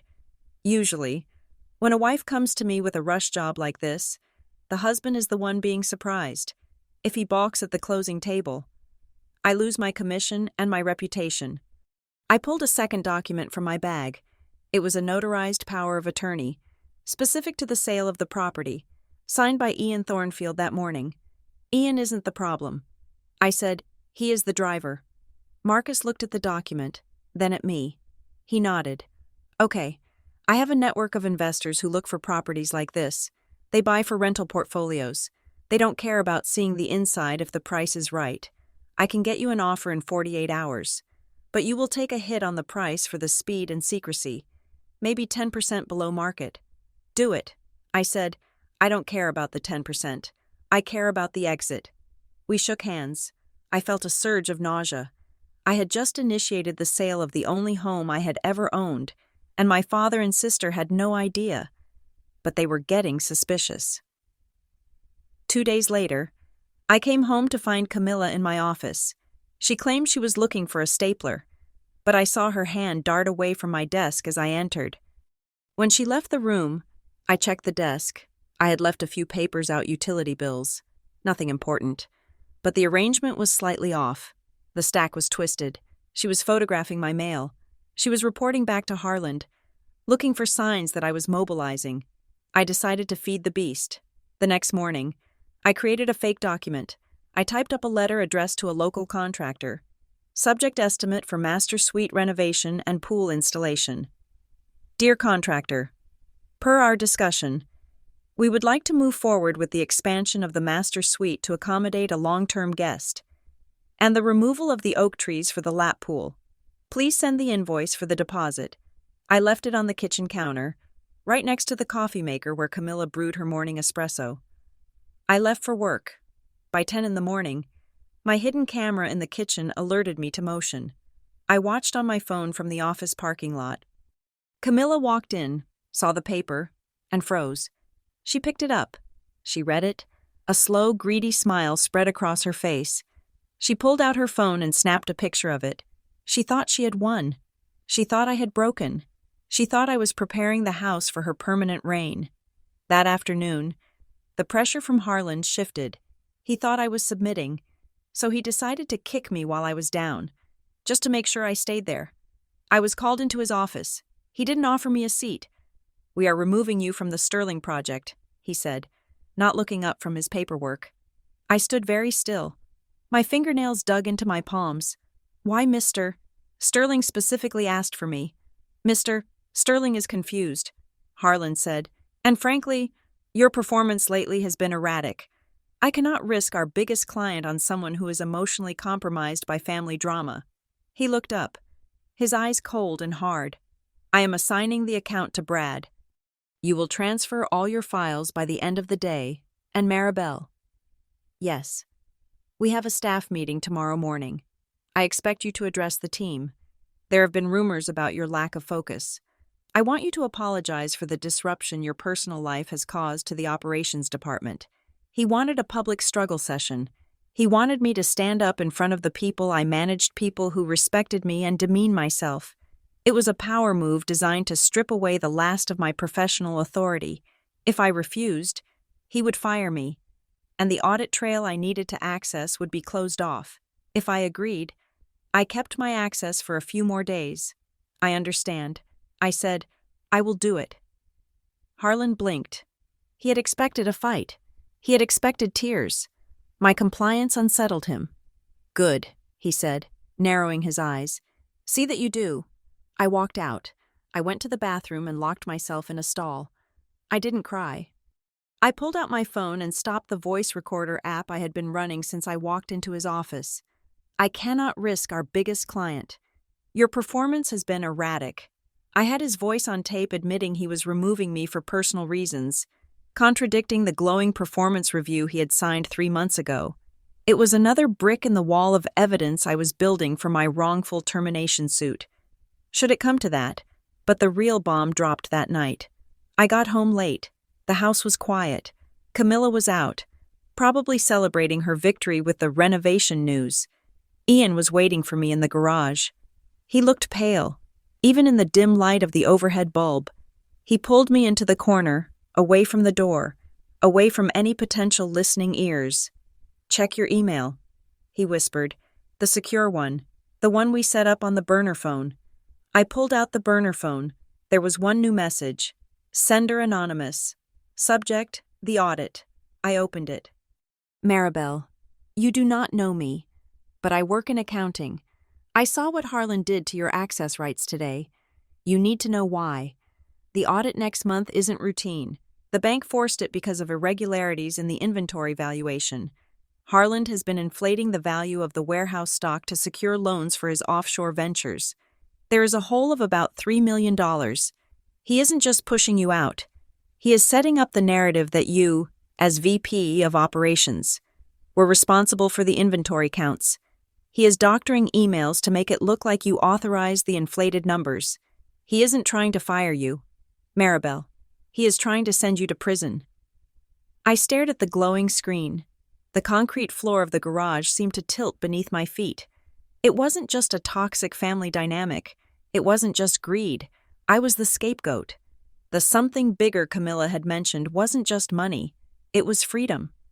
Harlan was going to sacrifice his own daughter to save himself from a fraud conviction. Ian gripped my hand. His hand was shaking, but his grip was hard. We have to go, he said. We cannot wait until the 15th. We have to accelerate the sale. I looked at the message again. Then I looked at Ian. No, I said. My voice sounded strange to my own ears. It sounded like steel. If we run now, he frames me in absentia. He wins. Then what do we do? Ian asked. I looked at the door to the house that was no longer a home, but a crime scene. We sell the house, I said. We get the money. And then, we don't just leave. We hand the auditors the map to the bodies. I typed a reply to the anonymous sender. Just 2 words. Send proofs. Harlan wanted a villain. He wanted someone to take the fall. I would take the fall. All right. I would fall right on top of him and crush him. Tomorrow. I would apologize to the staff. I would play the broken doll one last time. And while everyone was looking at my tears, I would be downloading the server logs that would put my father in handcuffs. The heist had just turned into a murder investigation, and I was the lead detective. The window of opportunity opened on a Friday morning with the slam of a trunk. Camilla stood in the driveway, wearing a wide-brimmed hat and oversized sunglasses, looking like a celebrity avoiding the paparazzi. She was not fleeing a war zone. She was going to a manifestation and healing retreat in Boca Raton, Florida. Her friend Tiffany had convinced her that the only way to recover from the trauma of living in my guest room, which she had successfully rebranded as the master suite in her own mind, was to spend $5,000 to breathe in a circle with strangers. Don't forget to water my hydrangeas, she shouted over the idling engine of her Uber Black. And if the package from Nordstrom arrives, put it in my room. Do not open it. It is personal. I stood on the porch, holding a mug of coffee I wasn't drinking. Have a safe flight. Camilla, I said. She waved dismissively, checked her reflection in the car window one last time, and got in. The car pulled away, turning the corner at the end of the cul-de-sac and disappearing from view. I waited 10 seconds, then 10 more. I turned to Ian, who was standing just inside the doorway, his back pressed against the wall so Camilla wouldn't see him. She is gone. I said. Ian didn't say a word. He pulled his phone from his pocket and dialed a number. "Marcus," he said into the receiver. "Initiate the contract. We are green for closing." I walked into the kitchen and opened my laptop. The screen was already glowing with the email I had drafted 3 hours ago.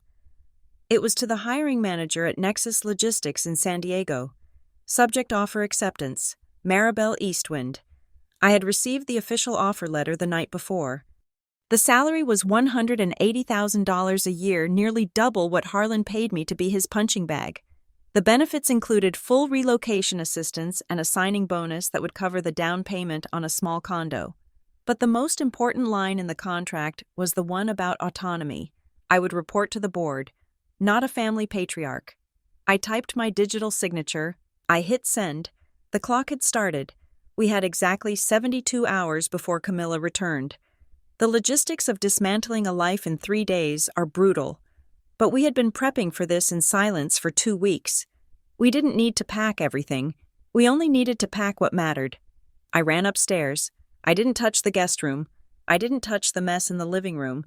I went straight to the closet in the master bedroom. We had already moved the heavy winter clothes to a storage unit slowly, box by box, under the guise of spring cleaning. Now, it was just the essentials.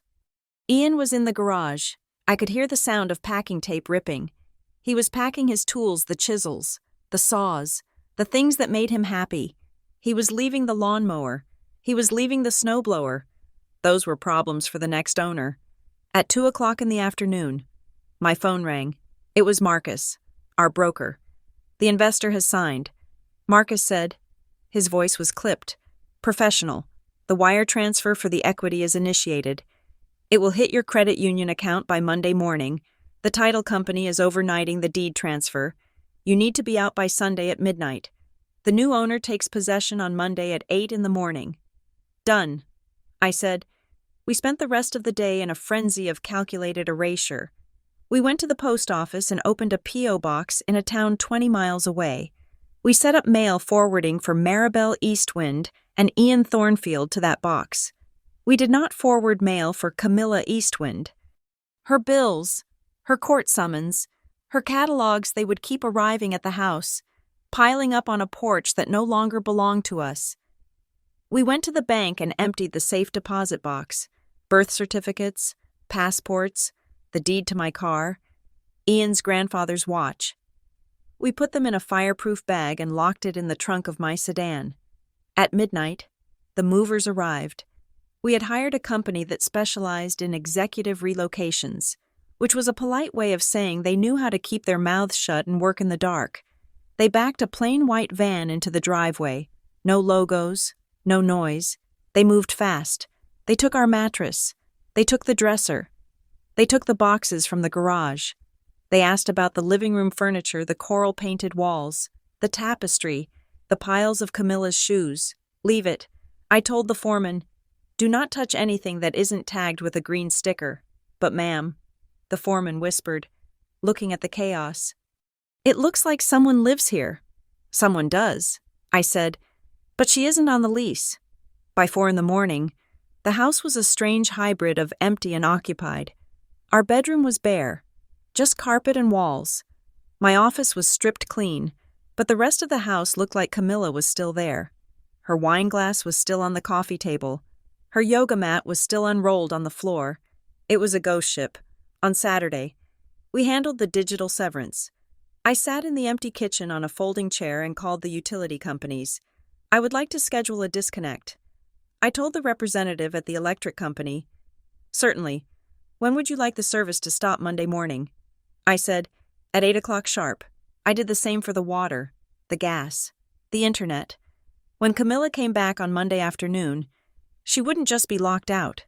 She would be returning to a cold, dark, dry box. No Wi-Fi to stream her grievances, no lights to see her womb-awakening walls. But I needed insurance. Harland was litigious. If they broke in, they would claim they had a right to be there. They would claim it was a misunderstanding. I needed proof that once we left, the property was sealed. I took 3 cheap Bluetooth trackers, the kind you buy for $20 at a drugstore. I activated them and linked them to a dummy account. I taped one inside the electrical panel in the basement. I taped one to the back of the toilet tank in the guest bathroom. I hid the third one inside a box of stale crackers in the pantry. These weren't to track the items. They were motion sensors. If anyone entered the house after we left, if anyone opened that pantry or flushed that toilet, the timestamp would prove occupancy, and since I would no longer be the owner, that occupancy would be classified as breaking and entering. Sunday night came. The house was echoing. We stood in the foyer. The coral door was shut. The smart lock was reset to the factory default 0000. We left the key to the manual deadbolt under the mat, exactly where the new owner's property manager had asked us to leave it. Ian looked at me. He looked 10 years younger. "Are you ready?" he asked. I looked at the stairs. I thought about the nights I had spent crying in that guest room. I thought about the dinner table where Harland had told me I was nothing but an asset to be managed. "I am not just ready," I said. "I am done." We walked out. We got into our cars, my sedan and Ian's truck. We didn't look back. As we hit the highway, heading south toward the airport hotel where we would spend the night before flying out, my phone began to vibrate. It was Harland. He must have sensed something. Maybe a neighbor had seen the white van. Maybe the energy Camilla talked about had shifted. I let it ring. He called again, and again, then a text. "Where are you?" "I am at the office and I need the Sterling files." "Why is your server access denied?" I handed my phone to Ian. "Send the email," I said. Ian tapped the screen. We had drafted it days ago. To Harland Eastwind, Camilla Eastwind. Subject notice of representation. Please be advised that as of today, I have resigned from Eastwind Interiors. I have also vacated the property at address. All future communication regarding my employment or personal assets must be directed to my attorney. Mr. Jameson number. Do not attempt to contact me or my husband directly.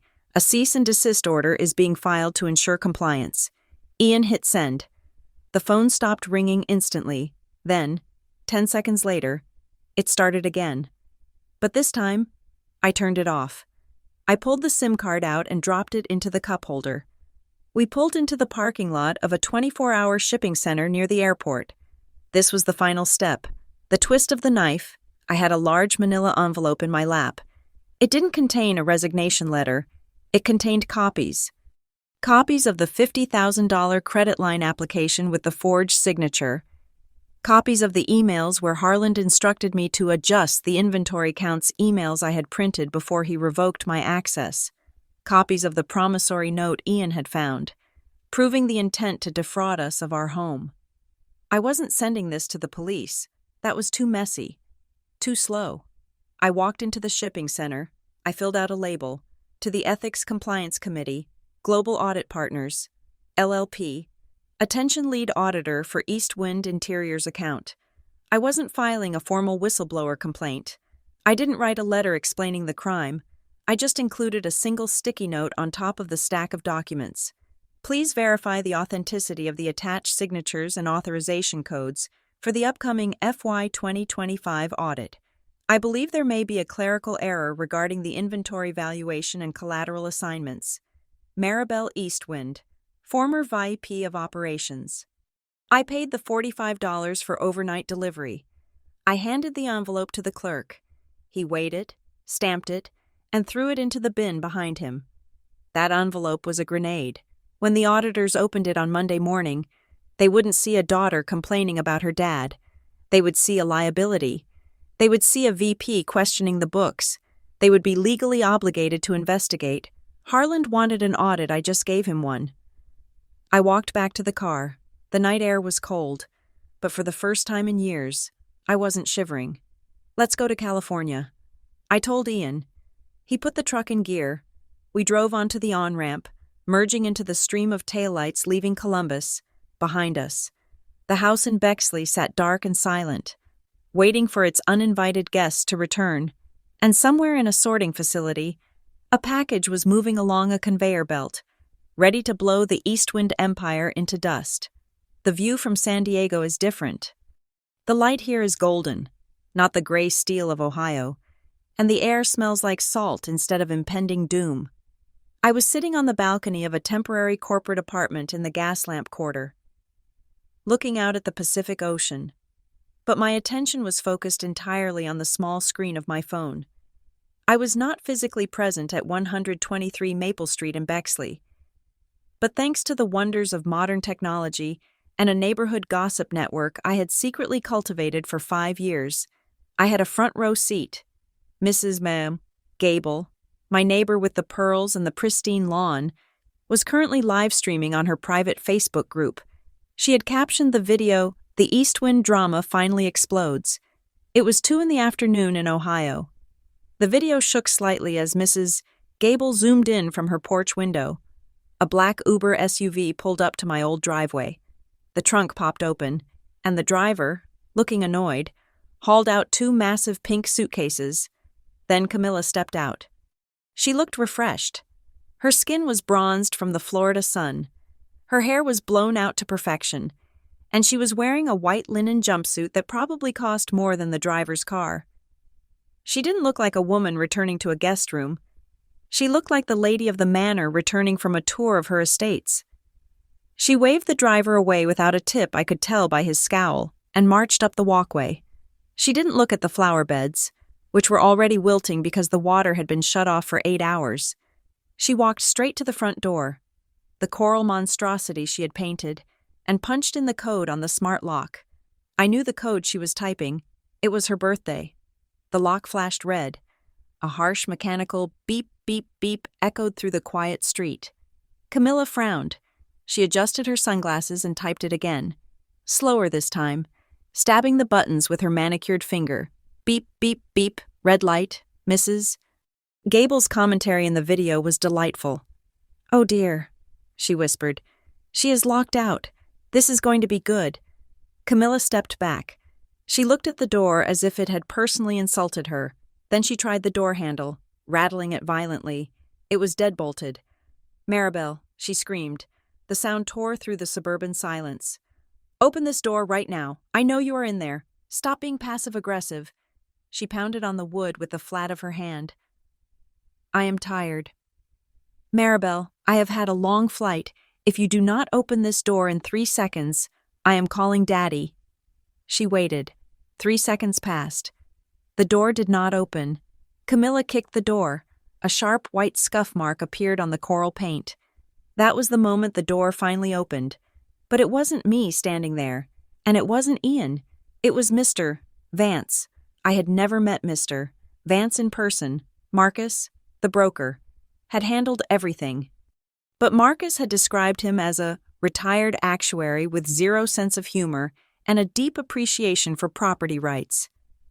Mr. Vance was a tall man, perhaps 60 years old, wearing a crisp button-down shirt and reading glasses. He did not look amused. He looked at Camilla. Then he looked at the scuff mark on his door. "Can I help you?" he asked. His voice was dry, lacking any warmth. Camilla froze. She took a step back, confused. "Who are you?" "Where is my sister?" "Where is Maribel, Mr.?" Vance crossed his arms. "The previous owners vacated the property yesterday. I am the owner, and you are trespassing." Camilla laughed. It was a nervous, high-pitched sound. "What? That is ridiculous. This is my house. Well, it is my sister's house, but I live here. I have a room here. My things are inside. Now move aside. I need to use the bathroom." She tried to push past him. "Mr." Vance did not budge. He stood in the doorway like a statue. "Ma'am," he said, his voice dropping a register. The closing was finalized this morning. The property was sold free and clear of all occupants. As for your things, he pointed a long finger toward the edge of the driveway. Near the curb where the garbage trucks came on Tuesdays, Camilla turned. There, neatly stacked in a row, were 15 black heavy-duty trash bags. They were not thrown haphazardly. They were aligned with military precision. Next to them were her loose items, the gold garment rack, the yoga mat, the Baroque mirror, all tagged with yellow stickers that read, "Abandoned Property." Mrs. Gable zoomed in on the bags. "Oh my heavens," she whispered. "Those are hefty bags." Camilla stared at the pile. She walked over to it slowly. As if she were approaching a bomb, she ripped open one of the bags. Her designer clothes, her shoes, her serums, they were all inside, mixed together in a jumble of fabric and plastic. "No," she gasped. "No, no." She spun around, her face twisted in pure, unadulterated panic. "You threw my things in the trash. These are vintage. You cannot do this. I will sue you, Mr." Vance remained on the porch. The contract stated that the property was to be delivered vacant. He said calmly, anything left on the premises after midnight on Sunday was classified as refuse. "I was kind enough to bag it for you instead of calling a dumpster service. You have 1 hour to remove it from my curb before I call the city for a bulk pickup." Camilla let out a scream that sounded like a steam whistle. She grabbed her phone. Her hands were shaking so hard she dropped it twice before she managed to dial. My phone rang in San Diego. I looked at the caller ID. Camilla. I picked up. I didn't say hello. "You witch," she shrieked. "You evil, jealous witch. Where are you? There is a man here. He put my Gucci loafers in a trash bag. He says you sold the house. Tell him he is lying. Tell him right now I took a sip of my iced tea. Hello? Camilla," I said. The connection was crystal clear. "Fix this," she screamed. "Get home right now and fix this. Daddy is going to kill you. I am not coming home." "Camilla," I said. My voice was steady. I didn't feel the old spike of adrenaline. I just felt bored. "And he is not lying. I sold the house on Friday. The wire transfer cleared this morning. It is done." "But what about me?" she stammered, her voice cracking. "Where am I supposed to go? I have nowhere." "You promised?" "I promised to let you stay for a few weeks." I said, "And you stayed. But the lease is up. And frankly, the new landlord seems pretty strict. You cannot do this to family," she wailed. "I didn't do anything to family." I said, "I made a business decision. I liquidated a distressed asset. You just happened to be the distress." I hung up. Then I tapped the small eye icon next to her name and selected block caller on the video feed. Camilla stared at her phone. She looked at the house, then at the trash bags. She collapsed onto the lawn, Mr. Vance's lawn, and started sobbing. It was a full tantrum, legs kicking, fists pounding the grass. Then, a black Mercedes sped around the corner. It took the turn so fast the tires screeched.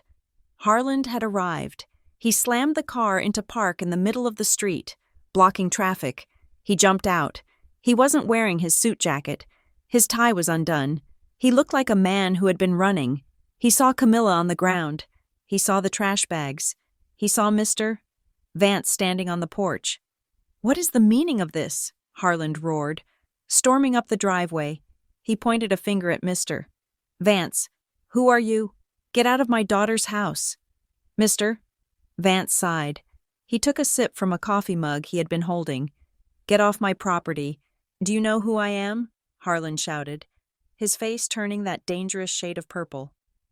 "I am Harland Eastwind. I own this town. I will have you arrested for breaking and entering. I have a promissory note on this house.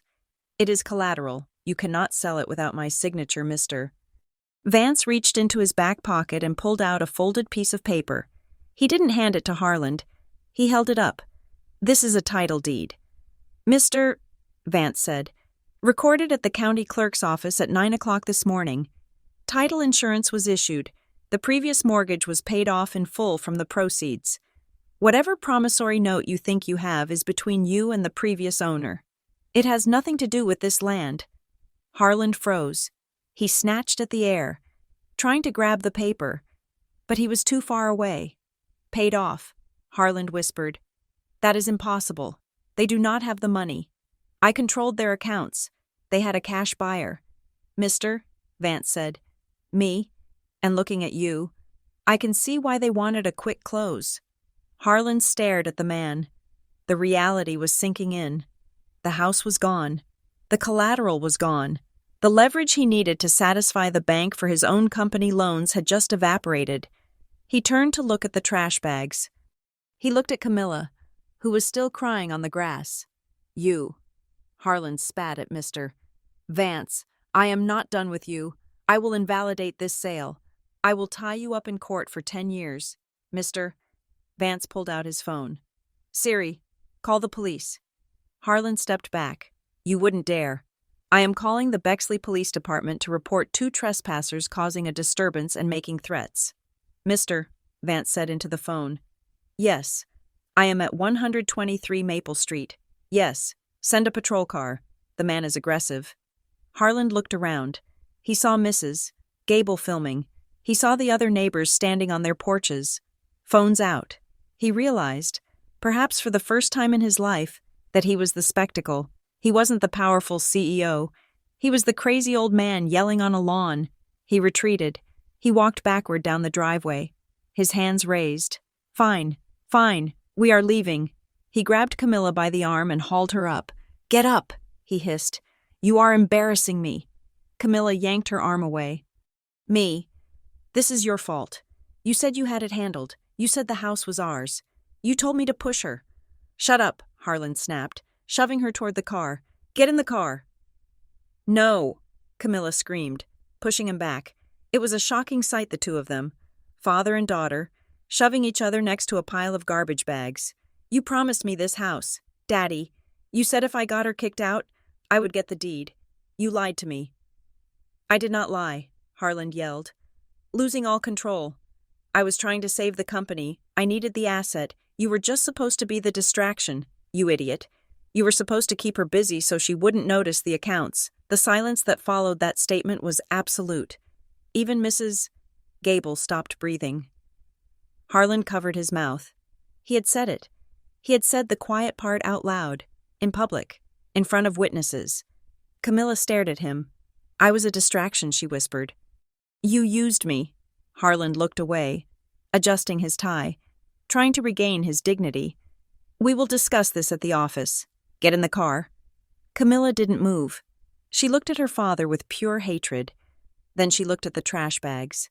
She grabbed a handful of clothes from the ripped bag, her wet, wrinkled designer dresses, and threw them at him. I hate you, she screamed. I am not going with you. You are broke. I heard you on the phone. You are broke and you are a liar, just then. Harlan's phone rang. It wasn't a normal ring. It was the specific, jarring ringtone he assigned to his board of directors. He looked at the screen. He hesitated. Then, habit took over. He answered, Harlan Eastwind. He barked, trying to sound authoritative despite the fact that he was standing on a sidewalk covered in his daughter's laundry. I couldn't hear the other side of the call, obviously, but I could see Harlan's face on the video feed. The color drained out of him. His knees actually buckled. He had to grab the side of his Mercedes to stay upright. What do you mean, frozen? He asked. His voice was a squeak. That contract is ironclad. Sterling cannot just walk away. He listened for a moment. He is asking for who Harlan shouted. She doesn't work there anymore. She is nobody. He listened again, and this time, the phone slipped from his hand. It clattered onto the pavement. Harlan didn't pick it up. He just stood there, staring at nothing. I knew who had called. It wasn't just a client. It was the chair of the audit committee. And the message wasn't just about a contract. Mr. Sterling had likely called the board to say he was pulling his business because Maribel was gone, and that call had triggered the board to look at the clerical error note I had mailed on Friday. The dominoes weren't just falling, they had already hit the ground. Mr. Vance walked down the driveway. The police siren was audible in the distance. Getting louder. Sir, Mr. Vance said to Harlan. You need to move your vehicle. You are blocking the fire hydrant. Harlan looked at Mr. Vance. He looked at Camilla, who was stuffing clothes into her trunk. Ignoring him completely, he looked at the house that was supposed to be his safety net. He didn't yell. He didn't threaten. He looked old. He looked defeated. He bent down, picked up his cracked phone, and got into his car. He sat there for a long moment before starting the engine. Camilla didn't get in with him. She slammed her trunk shut, got into her own car, which the Uber driver had abandoned, and sped off in the opposite direction. The police cruiser turned onto the street just as Harlan pulled away. Mrs. Gable ended the live stream. I put my phone down on the table in San Diego. The ocean breeze blew through the open door. I took a deep breath. It wasn't magic. It wasn't a fairy tale. It was just cause and effect. They had built a house of cards on a foundation of lies, and all I had done was open a window. I looked at Ian, who was unpacking our few boxes in the living room. "Is it over?" he asked. I smiled. "The house part is over. The rest is just paperwork." I picked up my iPad. I had one more email to write. This one wasn't to Harland. It was to Mr. Sterling. It was time to introduce him to the new Chief Operating Officer of Nexus Logistics. After all, a good relationship follows the person, not the company. 6 months later, the empire did not explode. It simply rotted. In San Diego, the ocean breeze was constant, a gentle reminder that the world was vast and indifferent to the petty squabbles of a failing furniture dynasty in Ohio. I was sitting in my new office at Nexus Logistics, a space with glass walls that looked out over the marina. I had earned this view. I had earned the silence. Back in Bexley, the noise was deafening. I knew this because I still received the automated Google alerts for Eastwind Interiors. Every morning, a new headline would pop up, chronicling the slow-motion car crash of my father's legacy. Eastwind Interiors misses quarterly revenue targets by 40%. Chief Financial Officer resigns. Amidst ongoing audit, luxury furniture brand faces lawsuits from suppliers over unpaid invoices, without me there to navigate the labyrinth of logistics I had built. Harland was lost. He assumed that the systems ran on autopilot, that the granite arrived from Italy and the silk arrived from Vietnam simply because he commanded it. He did not understand that I was the engine. When the engine is removed, the car might coast for a mile, but eventually, it stops dead on the highway. And while the business crumbled, the parasites began to feed on the host, Camilla, having been evicted from my former home and rejected by her ex-husband, had done the only thing she knew how to do. She moved back into Harland's mansion. According to the grapevine, which was now mostly just Mrs. Gable sending me gleeful text messages, Camilla had taken over the west wing of Harland's estate. She was coping with her trauma by redecorating his house with his credit card. Harland, desperate to keep up appearances and terrified of being alone as his professional circle abandoned him, allowed it. He was bleeding cash to keep a failing company afloat, and bleeding personal funds to keep a leech satisfied. Then came the voicemail. It was a Tuesday evening. I was making dinner with Ian in our new kitchen. We had bought a modest bungalow in North Park. It was half the size of the Bexley house, but it was ours. The walls were painted a soft, calming white. There was no coral paint. There were no hidden cameras. My phone buzzed on the counter. A voicemail from a blocked number. I put it on speaker so Ian could hear. Harland's voice filled the room. He sounded older. The boom was gone, replaced by a rasping desperation that tried to masquerade as authority. Maribel. "It is your father. Look, enough is enough. The auditors are asking questions that only you can answer. Sterling is threatening to sue us for breach of contract. I am willing to be the bigger man here. Come back, not as an employee, as a partner. 50-50 equity. I will put it in writing. And about Camilla, I will kick her out. I will cut her off completely if you come back and fix this mess. Just call me. We are family. You cannot let the legacy die." Ian stopped chopping vegetables. He looked at me. "He is offering to sacrifice Camilla to get you back." Ian said, "He has no loyalty to anyone. He just wants a human shield for the audit." I deleted the voicemail. I did not feel sad. I did not feel vindicated. I felt nothing. "I'm not calling him," I said, "but I'm going to answer." The next morning, I did not send a negotiation email. I sent a process server. I filed a petition for a permanent restraining order and a cease and desist regarding professional defamation. I included the audio recordings of him threatening to blacklist me. I included the transcripts of the emails where he instructed me to falsify inventory records, the ones I had refused to sign. But the final nail in the coffin did not come from me. It came from Ian. 2 days later, our lawyers arranged a Zoom mediation to settle the severance dispute. Harland had refused to release my final commission checks. Claiming I had damaged the company on my way out, the screen flickered to life. Harlan sat in his grand office, but the shelves behind him looked emptier. He looked gaunt. Beside him sat his lawyer, a man who looked like he would rather be anywhere else. Camilla was not on the call, but her presence was felt. I could hear her shouting at someone in the background of Harlan's audio feed before his lawyer hit the mute button. "Let us make this quick," Harlan said when the audio reconnected. "Maribel, you want your commission, fine. Sign a non-disclosure agreement stating that the inventory errors were your mistake, and I will write the check." I looked at the camera. "No." Harlan slammed his hand on the desk. "You have no leverage. You are a former employee.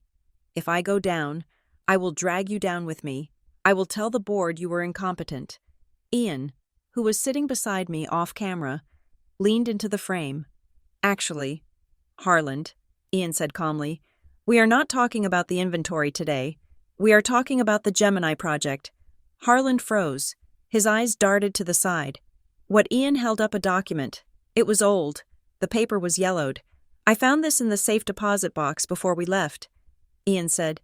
"It is the incorporation paper for a shell company in the Cayman Islands called Gemini Holdings. You opened it 12 years ago." "So what?" Harlan scoffed, though his voice wavered. "It is a defunct investment vehicle." Ian flipped the page. "You listed Maribel as the primary beneficiary and the authorizing officer," Ian said. "She was 22 years old. She had just started working for you. You used her social security number to open offshore accounts that you then used to funnel high-risk construction loans." I stared at the screen. I hadn't known the extent of it until Ian showed me the night before. Harlan hadn't just used my house as collateral. He had been using my identity as a financial blast shield for over a decade. "This is identity theft, Harlan," Ian continued, "and unlike the inventory issues, the statute of limitations on this has not expired because the accounts are still active. You moved $200,000 through them last week." Harlan's lawyer looked at Harlan. "Is this true?" the lawyer whispered. Forgetting to mute the microphone, Harlan was shaking. "Maribel, listen to me. It was for tax purposes. It was to protect your inheritance. It was to protect yourself," I said, my voice cutting through his panic. "You set it up so that if the IRS ever looked, I would be the one going to prison, not you. You were willing to let your daughter go to jail to save your own skin." I took a deep breath. "Here is the deal," I said. "I am not signing your NDA. I am not taking the blame for your inventory fraud, and I am not coming back to save your company." I leaned closer to the camera. "You are going to release my commission checks today. You are going to sign a document formally absolving me of all operational liability for the last 5 years, and you are going to resign as CEO of Eastwind Interiors." "Resign," Harlan whispered. "It is my name on the building, not for long," I said. "The auditors have the files. Dad, they know about the inventory. Mr. Sterling has already left. If you resign now, maybe the board lets you keep a pension. If you fight me, Ian sends the Gemini file to the IRS." Harlan slumped back in his chair. He looked small. He looked like a man who had spent his whole life building a fortress, only to realize he had locked himself outside. He looked at his lawyer. The lawyer nodded slowly, signaling that it was over. "Fine," Harlan croaked. But the drama wasn't quite done. Camilla, sensing the collapse of her host organism, decided to launch one final, desperate attack. That evening, a notification popped up on my phone. Camilla had gone live on TikTok. She was sitting in Harlan's kitchen, drinking wine straight from the bottle. Her mascara was running. "My sister ruined my family. She slurred to her 3,000 followers. She stole money from my dad. She abandoned me when I was homeless. She is a narcissist. Everyone needs to know the truth about Maribel Eastwind. She is a cold-hearted snake." The comments started rolling in. Some were supportive, but most were confused. I didn't engage. I didn't comment. I simply posted a single image to my own, usually private, Instagram account. I made it public for 24 hours. It was a photo of the assignment of beneficial interest document the plan Harlan and Camilla had written to steal my house. I redacted the sensitive legal numbers, but I left the handwritten timeline visible. Phase 1. Insert C into residence. Phase 2, create financial stress. Phase 3, foreclosure trigger. I added a simple caption, receipts. The internet does not love a victim, but it loves a detective, within hours. The narrative flipped. People analyzed the handwriting. They found the public records of the house sale. They found the court filings for Harlan's business lawsuits. Camilla's comment section turned into a war zone. She tried to delete the video, but it was too late. The internet had screenshotted everything. She wasn't the victim anymore. She was the failed accomplice. A week later, the dust settled. Harlan resigned. The board of directors appointed an interim CEO to salvage what was left of the company. The stock price had plummeted, wiping out most of Harlan's personal wealth. He was forced to list his mansion for sale to cover his legal fees and the debts he had hidden for years. Camilla was forced to face a reality she had avoided for 40 years. With Harlan broke and the mansion being sold, she had nowhere to go. There were no more guest rooms. There were no more supplementary credit cards, the last I heard.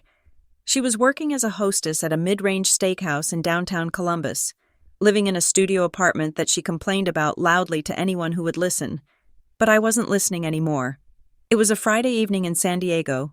The sun was setting, painting the sky in shades of purple and orange colors that no one had to paint on a wall to appreciate. Ian and I were sitting on our front porch. We were drinking wine, a bottle we had bought ourselves, which we would finish ourselves. I looked at my phone.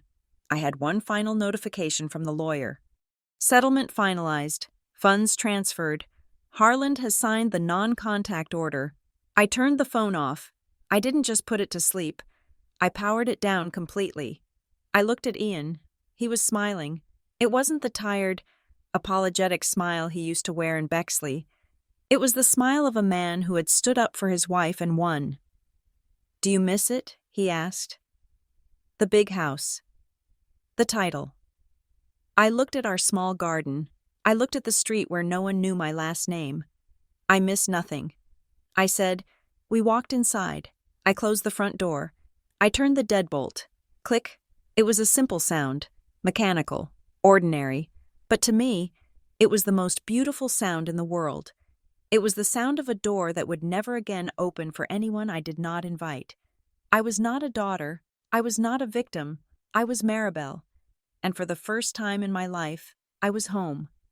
Thank you so much for listening to this story. Please comment down below where you are tuning in from. I would love to connect and hear your thoughts on Maribel's journey. Don't forget to subscribe to the Juliet Revenge Stories channel. Like this video, and hit that hype button to help this story reach even more people.